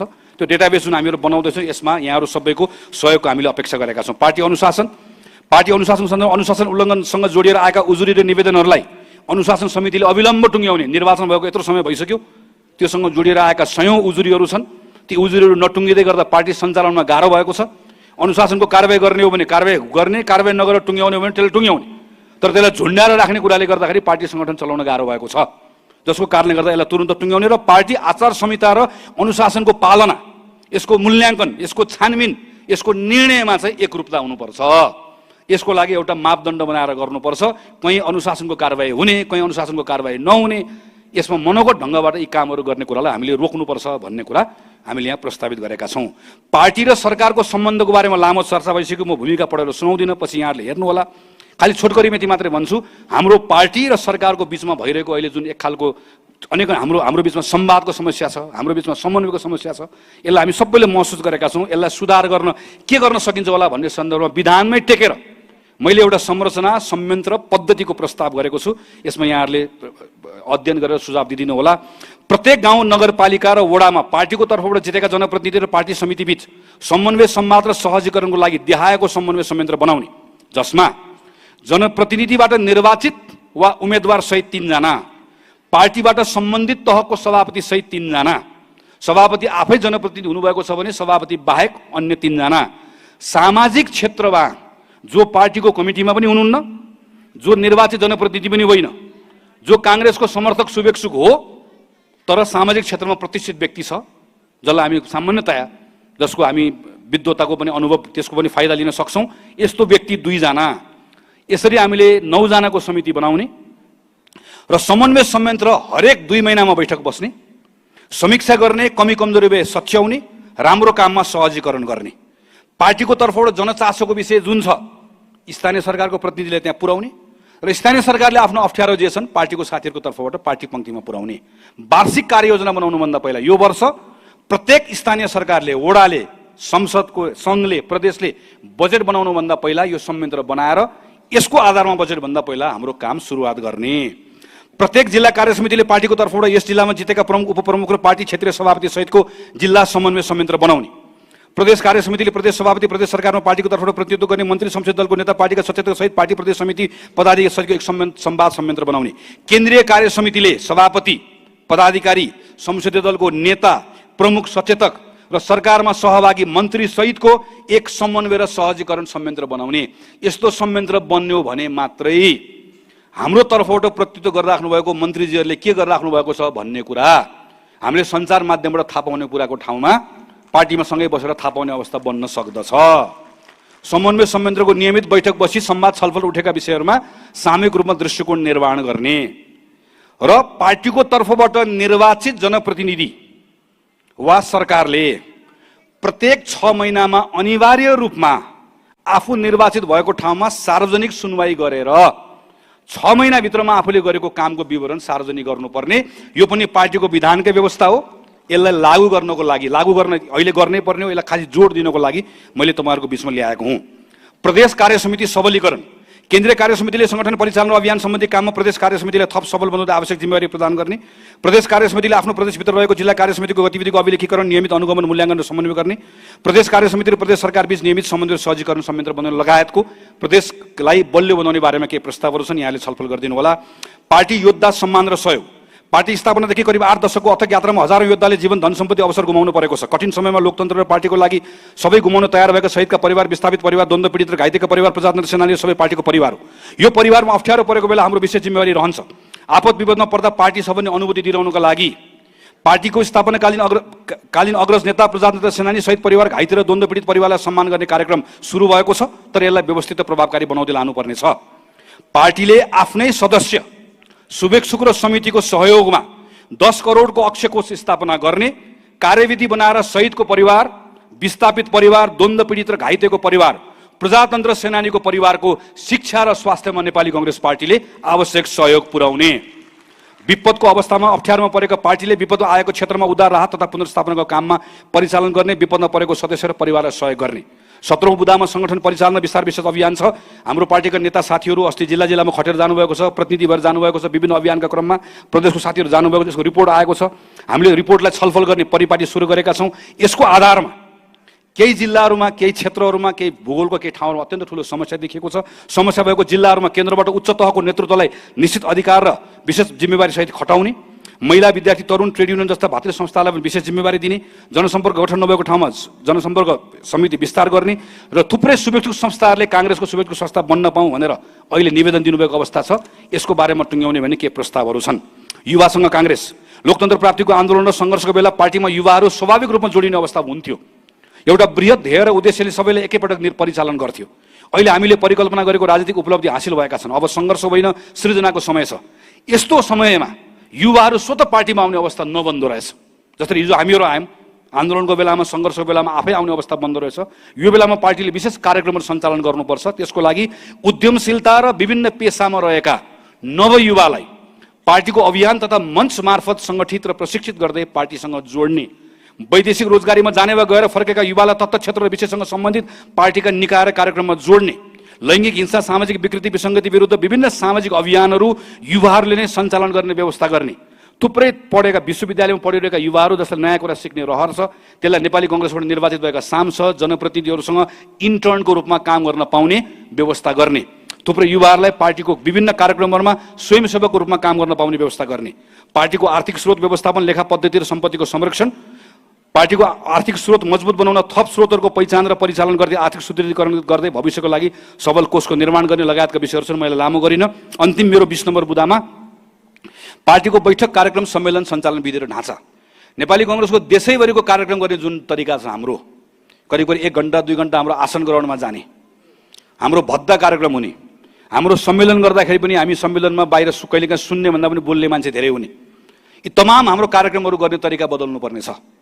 यो केवल रहर गरेर मात्र हुन्न र कार्यक्रमहरू गर्ने तरिकाहरू बदल्नको लागि मैले यहाँ प्रस्ताव गरेको छु कि केन्द्रीय कार्यालयबाटै बैठक कसरी गर्ने, सम्मेलन कसरी गर्ने, खुला सभा कसरी गर्ने, भेला कसरी गर्ने, हाम्रो कार्यक्रमलाई भद्दा कसरी नबनाउने भन्ने बारेमा हामी एउटा कार्यविधि बनाउँछौँ। त्यो कार्यविधि देशभरि पठाउँछौँ। अब काङ्ग्रेसको कार्यक्रममा एकजना मुख्य वक्ता माथि बस्नुहुन्छ, बोल्नुहुन्छ, बाँकी सबै जनताको बिचमा बस्छौँ। यसरी छिटो छरितो गर्ने कार्यक्रमको ढाँचाहरू बनाउने भन्ने प्रस्ताव छ। यसमा थप यहाँहरूको सुझाव चाहियो, आइडिया चाहियो। यसलाई हामी थप समृद्ध बनाएर पछि पार्टी कार्यालयको तर्फबाट यसमा मैले थप कामहरू गर्छु। आदरणीय सभापति, आदरणीय साथीहरू, मैले यहाँ 20वटा बुदामा चर्चा गरेँ। मैले यसलाई संक्षेपमा सबै बुदा पढेको छैन, यहाँहरूले अहिले पढिन यहाँ समयको कारणले गर्दा। तपाईँहरूले पछि यसलाई पढ्नुहुन्छ, हेर्नुहुन्छ र यो 20वटा बुदामा छलफल भइदियोस्। अहिले पनि मैले भने 20, 21 होस्, 25 होस्, घटेर 18 होस्। यसका बुलेटहरूमा नयाँ बुलेटहरू थपिउन्, तपाईँहरूको सुझाव आओस् भन्ने मैले यहाँभित्र अनुरोध गरेको छु। अब यस पछाडि मेरो अर्को एउटा विषय आउँदैछ।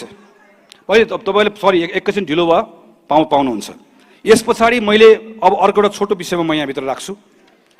पार्टी सभाजु, मैले यहाँभित्र साथीहरू, मैले यहाँ 20वटा विषयहरूमा कुराहरू राखेँ। मेरो यस पछाडिको विषयमा तर्क छ। अहिलेसम्म मैले गरेका जति पनि विचार कुरा यहाँभित्र मैले प्रस्तावहरू राखेको छु, यो तपाईँ हामीसँग सम्बन्धित छ। अर्थात् 8,66,000 पार्टीको क्रियाशील सदस्यसँग सम्बन्धित छ। त्यही 8,66,000 मध्ये हामी पार्टी सभापति पनि छौँ, यहाँ बस्नुभएको साथी पनि हुनुहुन्छ। यो पार्टी सङ्गठनभित्रसँग सम्बन्धित छ। तर नेपाली कङ्ग्रेस भनेको यो मात्र होइन। नेपाली कङ्ग्रेस भनेको योभन्दा बाहिर हामी 8 लाख यहाँ छौँ भने 30 लाख मान्छे हाम्रो पार्टीको सङ्गठन संरचनाभन्दा बाहिर छ। बोलीचालीमा हामी उसलाई डेमोक्रेट भनेर भन्ने गर्छौँ। बोलीचालीमा हामी उसलाई कहिलेकाहीँ काङ्ग्रेसी भनेर भन्ने गर्छौँ, जन्मै काङ्ग्रेस भनेर भन्ने गर्छौँ। यस्तो एउटा ठुलो पङ्क्ति छ। हामी उसलाई चिन्दैनौँ, उसले पनि हामीलाई चिन्दैन। नामले हामी चिन्दैनौँ, हाम्रो सदस्यता लिएको छैन, 4 तारे झन्डा बोकेको छैन, ऊ रुख जिन्दाबाद भनेर आउँदैन, काङ्ग्रेस जिन्दाबाद भनेर हाम्रो कार्यक्रममा आउँदैन। तर जब हामीलाई अप्ठ्यारो पर्छ, चाहे आन्दोलन होस्, सङ्घर्ष होस्, हामी सँगसँगै कुममा कुम जुधाएर आउँछ। कहिलेकाहीँ 4 वर्ष 364 दिन हाम्रो बारेमा टिप्पणी गर्छ, तर 365औं दिन घाम होस्, पानी होस्, लाइन लाग्छ र स्वस्तिक गएर ढ्याम्म रुखमा गएर चुनाव चिन्हमा गएर भोट हाल्छ। यो 30औं लाखजना मान्छे छ जसलाई हामी डेमोक्रेट भनेर भन्छौँ। यो डेमोक्रेट भनेर भन्ने जुन पङ्क्ति छ, यसका बारेमा मैले यहाँ छोटकरीमा चर्चा गरेको छु। यो डेमोक्रेट भन्ने पङ्क्ति आजको दिनमा 62-63 को आन्दोलनको सफल बनाउन हामीलाई मद्दत गर्यो। 70 को संविधान सभामा हामीलाई पहिलो पार्टी बनायो। 74 मा सिङ्गो नेपाल कम्युनिस्ट पार्टी मिलेको बेलामा हामीलाई साथ दियो।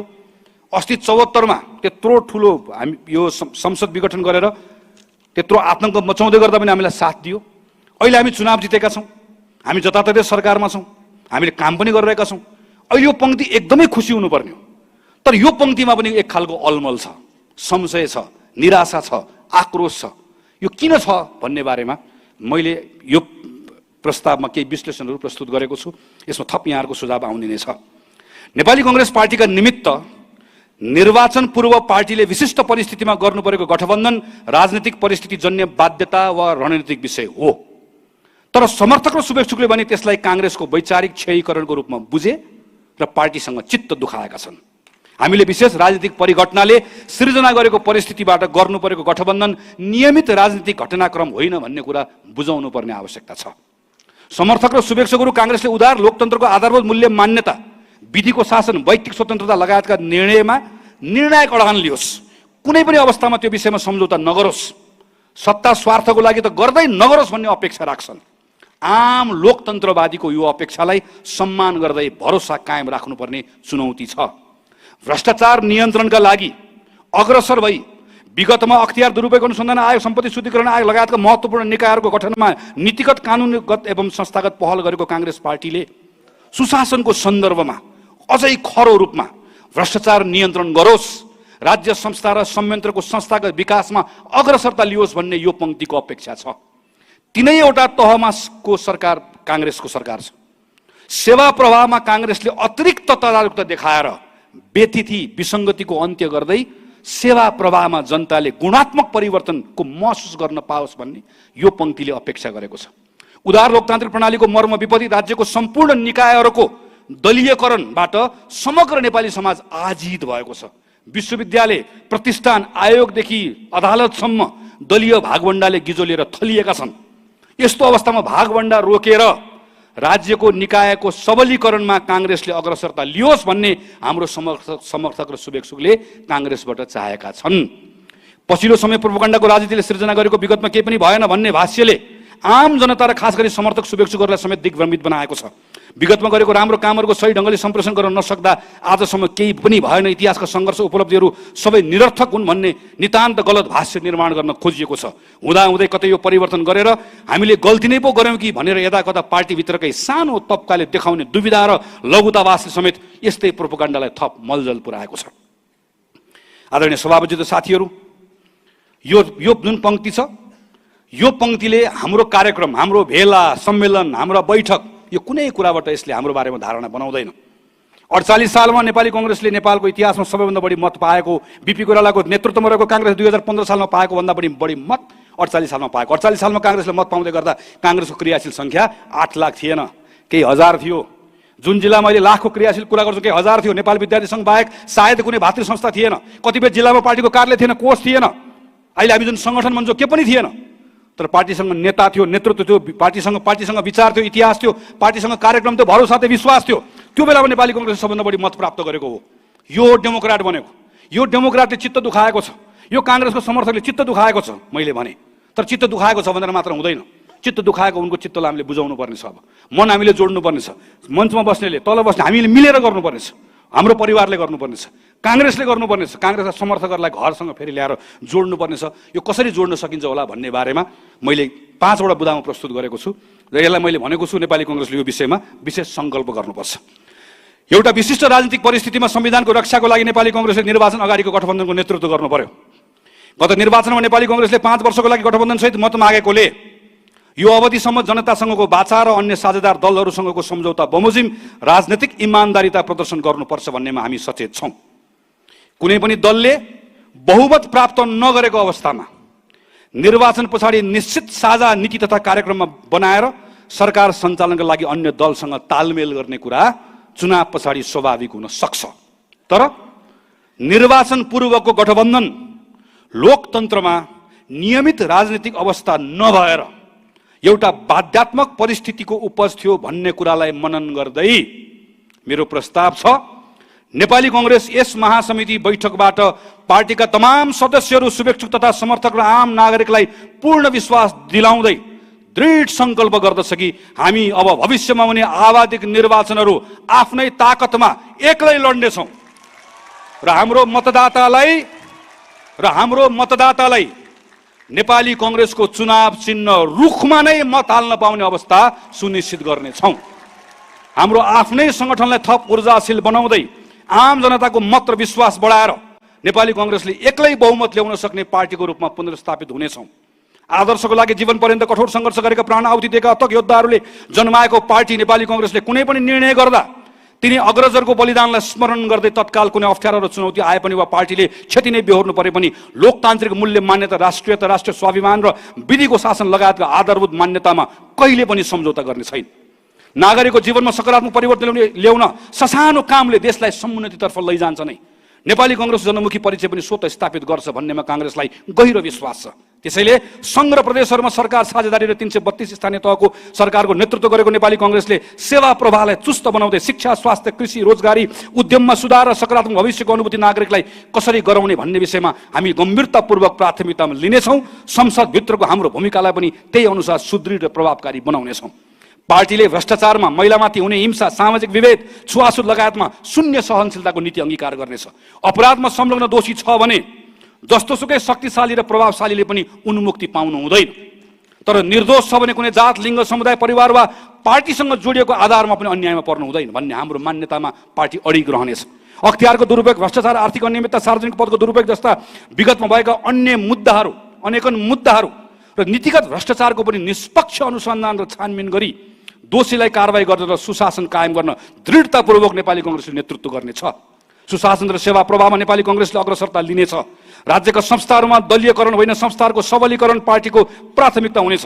यो सन्दर्भमा आवश्यक कानुन र संरचनाको विकास गर्ने लगायतका साझा विषयमा अन्य दलसँग समेत हामीले अग्रसरता लिनेछौँ। आदरणीय साथीहरू, त्यसैले भ्रष्टाचार विरुद्धको अभियान काङ्ग्रेसले नेतृत्व गर्ने, नागरिकको जीवनमा परिवर्तन ल्याउनका लागि सेवा प्रवाहलाई उच्च स्तरमा पुर्याउने, हामी जस्तोसुकै अवस्था आओस्, सत्ता बाहिर जानु परे परोस्, तर आधारभूत मूल्यमा सम्झौता नगर्ने र योभन्दा अगाडि हुने अब भविष्यमा हुने प्रत्येक आवधिक निर्वाचनमा एक्लै चुनाव लड्ने र रुखमा मात्रै भोट हाल्ने यति प्रतिबद्धता हामीले गर्न सक्यौँ भने ती लाखौं पार्टीका समर्थकहरू शुभेच्छुकहरू जसले काङ्ग्रेस सरकारमा होस् नहोस् हामी को बस्छौँ बस्दैनौँ कहिले चिन्ता नगरिकन हामीलाई समर्थन गरेका छन् ती 30 लाख मान्छे जो हाम्रा समर्थकहरू हुन् ती दृढ भएर हामीहरूसँग उभिन्छन् भन्ने विश्वासको साथ यो प्रस्ताव मैले यहाँहरूको बिचमा प्रस्तुत गरेको छु। आदरणीय सभापतिज्यू, साथीहरू, अब यस पछाडि म छोटकरीमा केही विषयहरू राख्छु। यो विषय पार्टीको विधानसँग सम्बन्धित छ। तपाईहरु सबैलाई थाहा छ हामी 2082 मा महाधिवेशन गर्नेछौँ, किनकि हाम्रो विधानले त्यही भन्छ। अहिले 80 साल हो।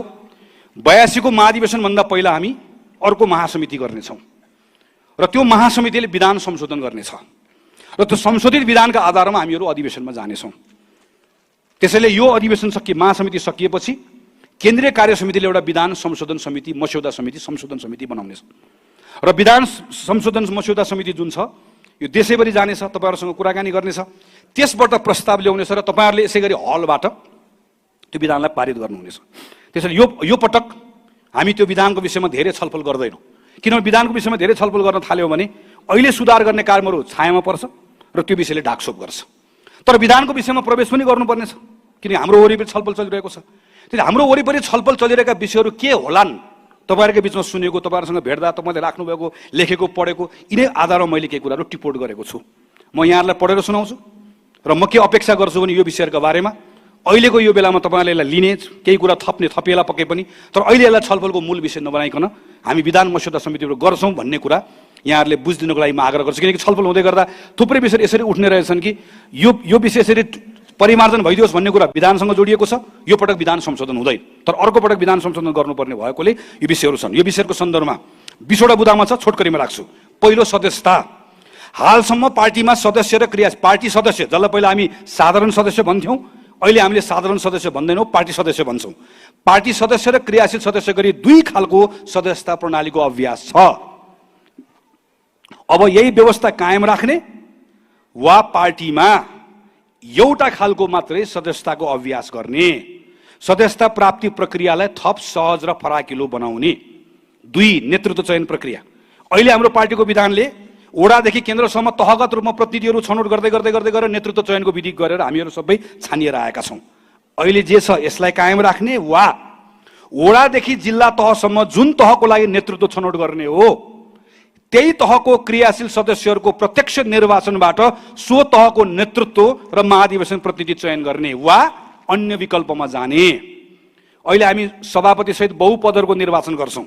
हरेक तहको कार्य समितिको निर्वाचन गर्दा अहिले जस्तै सभापति सहित बहुपद निर्वाचन गर्ने वा अहिले जस्तो बहुपद निर्वाचन गरेर केही मनोनित गर्छौँ, मनोनितलाई पुरै हटाएर 100% निर्वाचन गर्ने वा सभापति र सदस्य मात्र निर्वाचित गर्ने वा सभापति मात्र निर्वाचित गरेर निर्वाचित भएको सभापतिलाई 4 वर्ष चलाउन दिने। यो 3-4 वटा विकल्पहरू छन्, छलफल गर्ने विकल्पहरू। 3, अहिलेको जस्तो नेपाली कांग्रेसका केही सदस्यहरू स्वतः प्रतिनिधि हुने व्यवस्थालाई निरन्तरता दिने वा केन्द्रीय सभापतिदेखि हरेक तहमा विभिन्न जिम्मेवारी रहेका प्रत्येक नेपाली कांग्रेसको सदस्य अनिवार्य रूपमा तल्लो तहबाट निर्वाचित भएर आउनुपर्ने व्यवस्था गर्ने।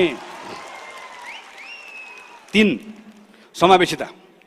समावेशी समानुपातिक प्रतिनिधित्व र संरचनाको व्यवस्था अहिलेको जस्तै राख्ने वा निर्वाचन र मनोनयन गर्दा समावेशी समानुपातिक सिद्धान्तको मर्मलाई पूर्ण रूपमा आत्मसात गर्ने गरी प्रत्येक तहको कार्य समितिमा 1/3 अनिवार्य महिला पदाधिकारी र अपाङ्गता भएका व्यक्ति अनिवार्य रहने गरिकन समितिमा महिला पदाधिकारी 1/3 अनिवार्य, अपाङ्गता व्यक्ति समितिमा रहने र विभिन्न क्लस्टरहरू मधेसी, मुस्लिम, दलित लगायतको क्लस्टरले जुन हामीले गर्ने गरेका छौँ यसलाई थप फराकिलो बनाएर सुनिश्चित गर्ने।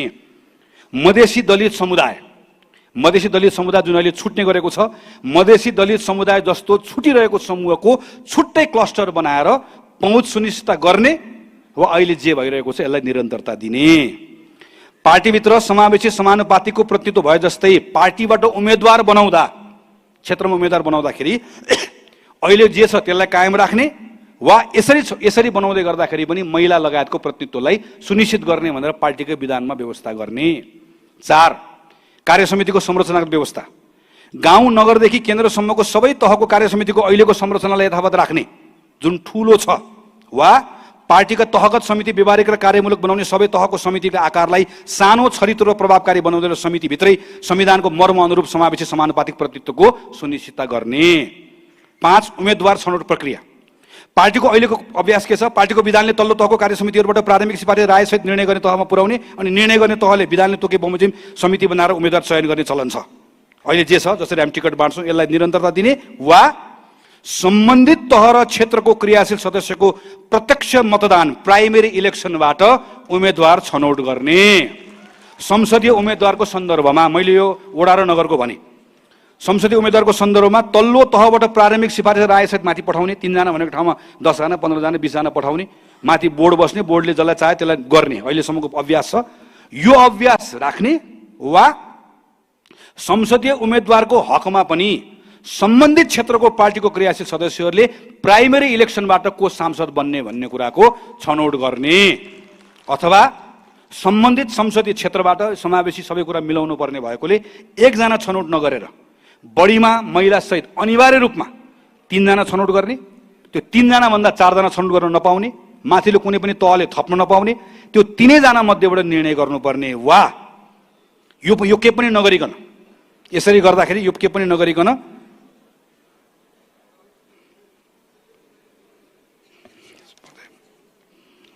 पार्टी, अब म यसमा आएँ अर्को समानुपातिक सूचीमा,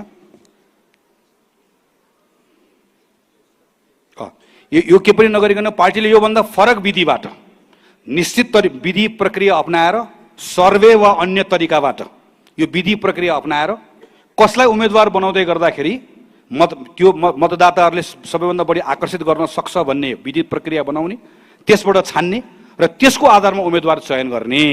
यो 4-5 वटा विकल्प मैले यहाँहरूको बिचमा राखेको छु र समानुपातिकको सन्दर्भमा पनि अहिलेको जस्तै पार्टीले छान्ने बनाउने वा समानुपातिक पनि जसलाई पाए त्यसलाई छान्ने नबनाइकन तलबाटै समानुपातिकको कुरा टुङ्ग्याउँदै लिएर आउने भन्ने पनि यहाँ मैले प्रस्ताव राखेको छु।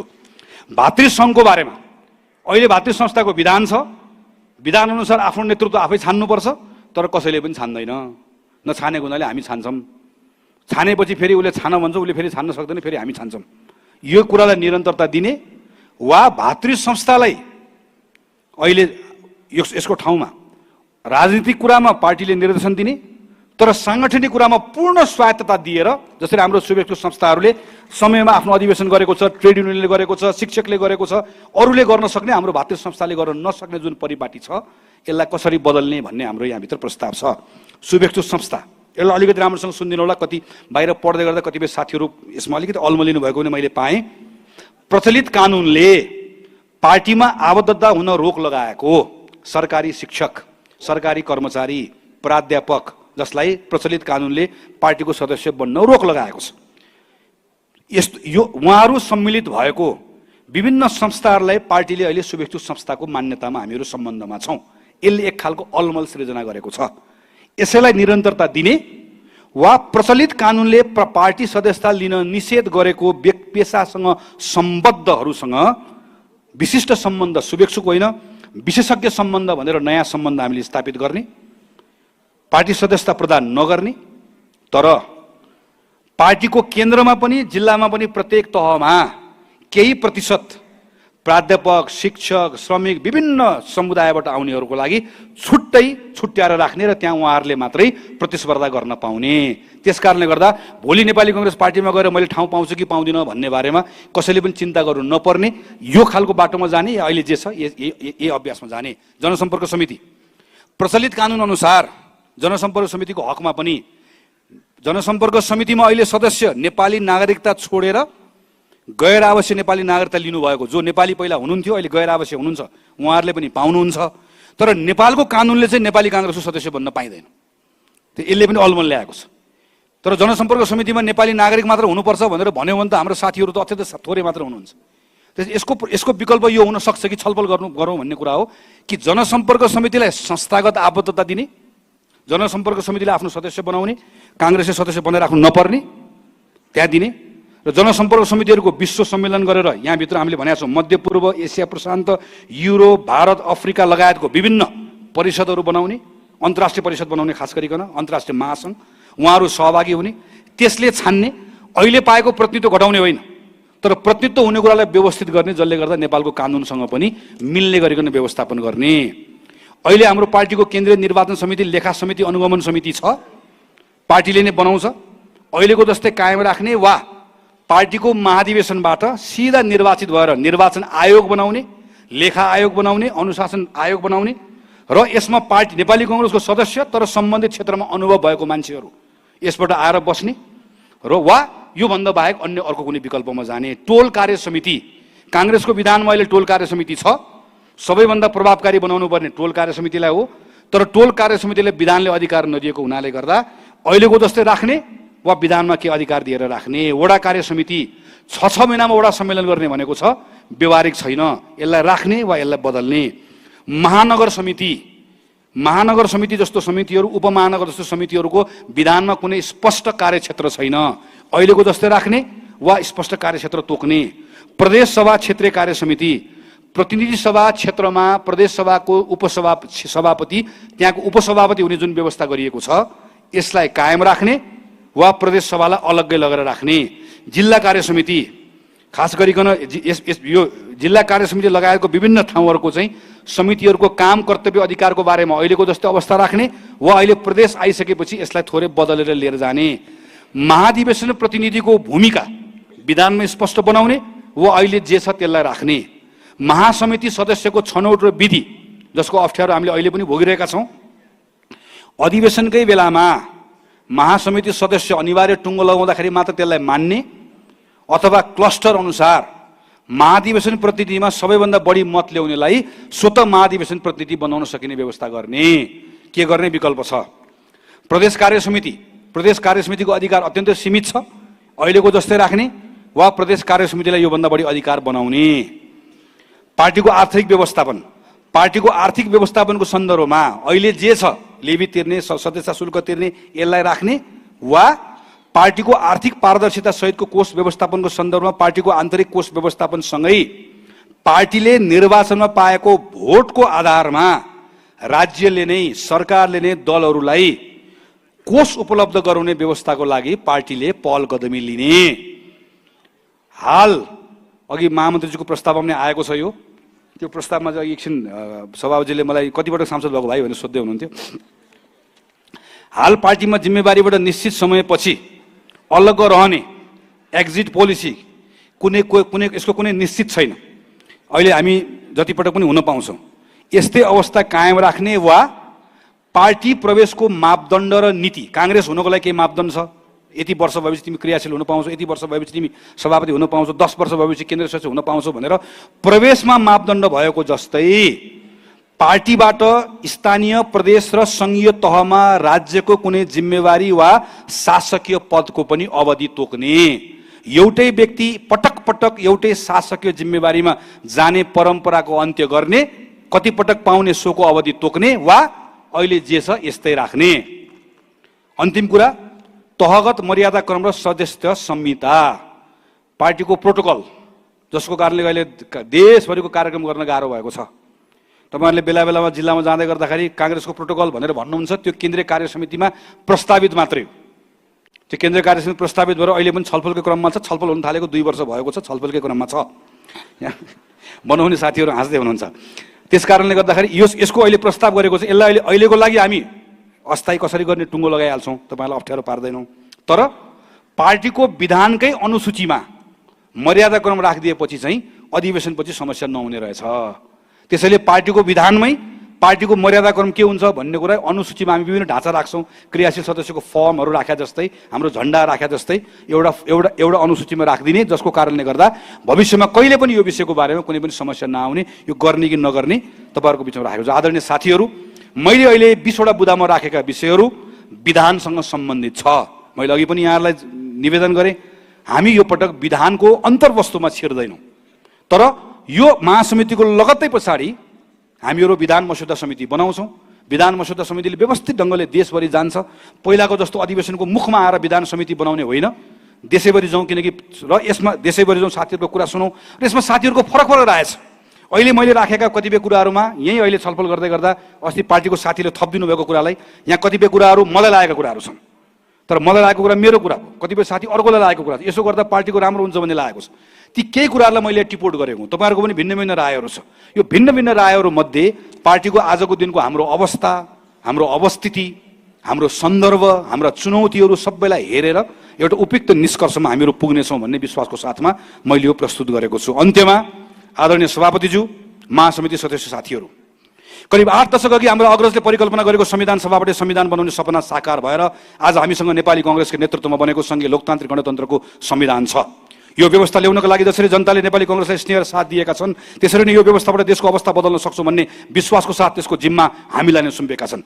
बीपी कोइरालाले भन्नुभए चाहिँ हामीलाई इतिहासको हतियार बन्ने सौभाग्य प्राप्त भएकोमा गर्व छ भने यही तथ्यबाट उत्पन्न भएको जिम्मेवारीबाट हामी कसरी मुक्त हुन सक्छौँ?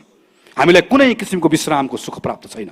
इतिहास साक्षी छ, नेपाली कांग्रेस पार्टीले नेपाली जनताले सुम्पेको हरेक युगान्तकारी र चुनौतीपूर्ण अभिभारा इमानदारितापूर्वक र निष्ठापूर्वक निर्वाह गर्दै आएको छ। आज नेपाली कांग्रेस पार्टीकै काँधमा समुन्नतिको युगको समेत नेतृत्व गर्नुपर्ने अभिभारा छ। हामीले बनाएको संविधानको आधारशिलामा उभिएर समुन्नति, स्वतन्त्रता र समतालाई प्रवर्धन गर्ने मार्गचित्र देखाएर आम नागरिकको हृदयमा नौलो जागरण र भरोसाको किरण छर्नुपर्नेछ। विगतमा जस्तोसुकै कठिन घडीमा पनि पार्टी नेतृत्वले जसरी कार्यकर्तालाई जागृत बनाएको छ र आम जनतालाई भरोसा दिएको छ, त्यसरी नै यो महासमितिबाट सन्देश दिनुपर्ने छ, हामी सक्छौँ। समयले हामी प्रत्येक सदस्यबाट फेरि त्यही निष्ठा, उच्च नैतिक आदर्श र समर्पण खोजेको छ जुन हाम्रा अग्रजले कहिले कमजोर हुन दिएनन्। यसको लागि पार्टीलाई चलायमान बनाउनु पर्नेछ। सङ्गठनभित्र प्रत्येक सदस्यलाई ऊर्जा र न्यायको अनुभूति दिलाउनु पर्नेछ। समर्थक र शुभेच्छुको स्नेह भाव कायम राख्नुपर्नेछ र हामी गर्छौँ। थुप्रै द्वन्द्व, हिंसा र निरङ्कुश सत्तालाई झेलेर उदाएको संघीय लोकतान्त्रिक गणतन्त्र नेपाललाई फेरि यही बेला अर्को सङ्कटको भूमरीमा फसाएर राजनीतिक अभिष्ट पूरा गर्न चाहने पश्चगामी शक्ति र पपुलिस्ट प्रवृत्तिले पनि फडा उठाउन खोज्दै गरेको देखिन्छ। मुलुकलाई पुनः पछाडि धकेल्न चाहने सबै शक्ति र प्रवृत्तिलाई पराजित गर्न पनि नेपाली कांग्रेस पार्टीभित्र र बाहिर दुवैतिर उही पुरानै उत्साह र ऊर्जा चाहिएको छ। देशको सबैभन्दा पुरानो र ऐतिहासिक महत्त्वका क्षणमा हरदम नेतृत्व लिँदै आएको पार्टी भएका कारण यहाँ भएका परिवर्तन र यसबाट जनताको जीवनस्तरमा पर्ने प्रभावप्रति कांग्रेसको ठूलो जिम्मेवारी छ। तर नेपाली कांग्रेस स्वयं संशयग्रस्त भएर अलमल्यो भने मुलुकभित्रका सबै समुदाय, जात जाति, भाषाभाषी र क्षेत्रका जनताले व्यक्तिगत र सामूहिक उन्नतिका लागि समान अवसर, साधन र स्रोत प्राप्त गर्न सक्ने लोकतान्त्रिक व्यवस्थाको निर्माण गर्ने पार्टीको गुरुतर दायित्व पूरा गर्न सम्भव छैन। आज सम्झना गर्नु परेको छ कि हाम्रा प्रातस्मरणीय शहीदहरूले आफ्नो जीवन उत्सर्ग समाजको आमूल परिवर्तनको लागि गरेका थिए। नेपाली कांग्रेसको इतिहासको प्रत्येक पृष्ठहरूमा निष्ठावान, देशभक्त र स्वाभिमानी कार्यकर्ताको त्याग, तपस्या र बलिदानका गाथाहरू छन्। सबै नेपाली सुखी हुने र द्वन्द्व र शोषण रहित समाज, समतामूलक स्वावलम्बी समाजको निर्माण गर्न सकियो भने मात्र अग्रजको बलिदानको सम्मान अनि कांग्रेस पार्टीको अस्तित्वको औचित्य पुष्टि हुन्छ। तसर्थ महासमितिको यो बैठकले पार्टीमा रचनात्मक हस्तक्षेप गरी नयाँ जागरण ल्याएर यसको औचित्य र विशेषतालाई पुनर्स्थापित गर्नुपर्नेछ। देश र पार्टीको लागि असहज परिस्थितिमा हुन गइरहेको यो बैठकले विचार र सङ्गठनको अन्तिम तहसम्म पुगेर कांग्रेसभित्र व्याप्त संशयको निदान गर्दै पार्टीलाई स्पष्ट दिशा निर्देश गर्न सक्नुपर्छ। पार्टीभित्र र बाहिरका आम कांग्रेसहरूमा देखिएको उदासीनताको बादललाई हटाउँदै समुन्नत नेपाल निर्माणको अभियानमा एकजुट भएर अघि बढ्न आज हामीले प्रण गर्नु परेको छ। हाम्रै नेतृत्वमा बनेको संघीय लोकतान्त्रिक गणतन्त्र नेपालको संविधानको स्वामित्व लिँदै उच्च आत्मविश्वासको साथ यसको रक्षा र कार्यान्वयन गर्नेछौँ। समुन्नत नेपाल, सम्मानित नेपाली निर्माणको ध्येयमा सिङ्गो पार्टीलाई एकताबद्ध गर्दै हरेक तह, हरेक क्षेत्रमा क्रियाशील बनाउने छौँ। पार्टीलाई पूर्णतः विधि थितिमा चलाउने, अभिलेख र मूल्याङ्कनको चुस्त प्रणाली बनाउँदै नयाँ पुराना सबै सदस्यलाई पार्टीभित्र समान अवसर र न्यायको अनुभूति गराउनेछौँ। पार्टीका सबै सदस्य लोकहितको एउटै ध्येयमा बाँधिएकोले नेपाली कांग्रेस पारस्परिक एकता, आत्मीयता, सहअस्तित्व र सहकार्यको भावनाले परिचालित गुटबन्दी र व्यक्तिगत स्वार्थबाट मुक्त भएको पार्टी बनाउनेछौँ। पार्टीलाई जरैदेखि समावेशी बनाउँदै संविधानको मर्म अनुरूप प्रतिनिधित्व र निर्णय प्रक्रियामा सबै क्षेत्र, वर्ग, जाति, समुदाय र लिङ्गको पहुँच पुग्ने गरी पार्टी संरचनाको विकास गर्ने र पार्टीको तर्फबाट अवसर प्रदान गर्दा समावेशी ढङ्गबाट गर्ने कुराको सुनिश्चित गर्नेछौँ। जनता र समुदायको विषय र चासोलाई विशेष प्राथमिकतामा राख्दै पार्टीमा बहस, संवाद, प्रशिक्षण, छलफल, अन्तर्क्रिया मार्फत पार्टीलाई विचारको केन्द्र बनाउनेछौँ। पार्टीका सदस्यहरूमा निरन्तर आफ्नो ज्ञानको दायरा वृद्धिका लागि उत्प्रेरित गर्न पार्टीमा यस्तो अवसर दिने संरचना बनाउनेछौँ। सबै किसिमका भ्रष्टाचारप्रति शून्य सहनशीलताको नीति लिँदै भ्रष्टाचार गर्ने व्यक्ति जतिसुकै शक्तिशाली भए पनि कानुन अनुसार दण्डित हुनै पर्छ भन्ने मान्यतामा नेपाली कांग्रेस पार्टी अडिग र अविचलित रहनेछौँ। पार्टीलाई सामाजिक रूपान्तरणको सम्भाग बनाउने, महिलामाथि हुने हिंसा, जातीय विभेद र छुवाछुत लगायतका सामाजिक कुरीति विरुद्ध अग्रसर रहँदै पार्टीका अभियानलाई सामाजिक आन्दोलनसँग जोड्नेछौँ। पार्टीले आफूले नेतृत्व गरेको सबै तहको सरकार सञ्चालनका लागि सुशासनलाई मन्त्र बनाई जनतालाई निरन्तर तिनका मुद्दासँग जोडिएको अनुभूति गराउनेछौँ। अवसर पाएको बेला अब्बल सेवा मार्फत भविष्यप्रतिको भरोसा दिलाउनेछौँ। पार्टी सङ्गठन र समर्थक शुभेच्छुको ताकत र आम जनताको विश्वासमा आगामी आवधिक सबै तहको निर्वाचनमा पार्टी एक्लै लडेर पार्टीलाई पुनः एकल बहुमत सहितको लोकप्रिय पार्टीको रूपमा स्थापित गर्नेछौँ। तमाम लोकतन्त्रमा आस्थावानहरूको एकमात्र विश्वासिलो र आम जनताको भरपर्दो पार्टी बनाउनेछौँ। त्यसैले आदरणीय सभापतिज्यू, आदरणीय महासमिति सदस्य साथीहरू, नेपाली कङ्ग्रेसलाई यति गरेर 2006 सालको जस्तो क्रान्ति चेत, 2015 सालको जस्तो प्रगतिशील र समावेशी सोच, 2048 सालको जस्तो लोकप्रिय मत, 2062-63 को जस्तो सर्वस्वीकार्य नेतृत्व भएको हाम्रो गौरवशाली विगत तथा अग्रजहरूको बलिदान, अकल्पनीय सङ्घर्ष, त्याग र परिश्रमबाट प्रेरणा लिँदै आजको समयको चेत बुझेर नवीन पुस्ताले विश्वास र भरोसा गर्न सक्ने सुनौलो भविष्यतिर उन्मुख स्पष्ट ध्येय भएको व्यवस्थापनमा अब्बल, गतिशील र आधुनिक सङ्गठन बनाउनेछौँ। आदरणीय सभापतिज्यू, महासमिति सदस्य साथीहरू, मैले 36 पृष्ठको मेरो प्रस्तावलाई छोटकरी अलि संक्षेप बनाएर तपाईँहरूको बिचमा प्रस्तुत गरेँ। केही साथीहरूले अझै पाउनुभएको छैन भने जाने बेलामा लिएर जान म आग्रह गर्छु। पाउनुहुन्छ। यस पछाडि अरू केही यहाँ अरू कुराहरू छन्, अहिले पार्टीको मुख्य सचिवले राख्नुहुन्छ। म यहाँलाई फेरि धन्यवाद दिन चाहन्छु र म फेरि अन्त्यमा एकचोटि आग्रह गर्न चाहन्छु। खास गरिकन अरू विषयहरू भनेका राजनीतिक विषयहरू छन्, मुख्यतः यो साङ्गठनिक प्रतिवेदन भएको हुनाले गर्दा हाम्रो सङ्गठनको ताकत कहाँ छ, कमजोरी कहाँ छ भनेर मैले विश्लेषण गरेँ। तर महामन्त्रीको रूपमा साङ्गठनिक यो प्रस्ताव मैले प्रस्तुत गरिरहँदा मैले यहाँहरूबाट अपेक्षा गरेको सबभन्दा बढी कुरा भनेको अरू बाँकी रहेको राष्ट्रिय राजनीतिका अरू विषयहरूमा प्रवेश गरिनँ, किनकि मेरो कार्यक्षेत्र यो थिएन। मैले त्यसमा आफ्नो दृष्टिकोणहरू अरू मञ्चमा राखौँला, यहाँहरूसँग बसौँला, छलफल गरौँला, देशका बारेमा, सरकारका बारेमा, अरू विषयहरूका बारेमा। सङ्गठनको 20वटा बुँदा जुन खास गरिकन तपाईँ हाम्रो पार्टी जीवनसँग जोडिएका छन्, मैले प्रशिक्षणको कुरा राखेँ, मैले सदस्यताको कुरा राखेँ, अभियानको कुराहरू राखेँ। यो विषयमा यहाँहरूको छलफल केन्द्रित भएर यसमा मैले ठोस सुझाव प्राप्त गर्छु भन्ने अपेक्षा राखेको छु। मेरो कुराहरू सुनिदिनु भयो, यहाँहरूप्रति आभार प्रकट गर्न चाहन्छु। आदरणीय पार्टी सभापति लगायत पार्टीका नेता साथीहरू, पार्टी केन्द्र समितिका साथीहरू, जसले मैले केन्द्र समितिमा प्रस्तुत गरेको प्रस्तावमा थुप्रै सुझावहरू दिनुभएको छ र यसलाई थप समृद्ध बनाउनु भएको छ। खास गरिकन सभापति लगायत नेताहरूप्रति र अरू साथीहरूप्रति हार्दिक आभार प्रकट गर्दै महासमितिका सदस्य साथीहरूले ध्यानपूर्वक मेरो प्रस्तावलाई सुनिदिनु भएकोमा हार्दिक आभार प्रकट गर्दै मेरो कुरा टुङ्ग्याउँछु। धन्यवाद, नमस्कार, जय नेपाल। पार्टीको साङ्गठनिक प्रस्ताव पेश गरिदिनु भएकोमा पार्टीका महामन्त्री माननीय गगन थापाज्यूलाई हार्दिक आभार व्यक्त गर्दछु।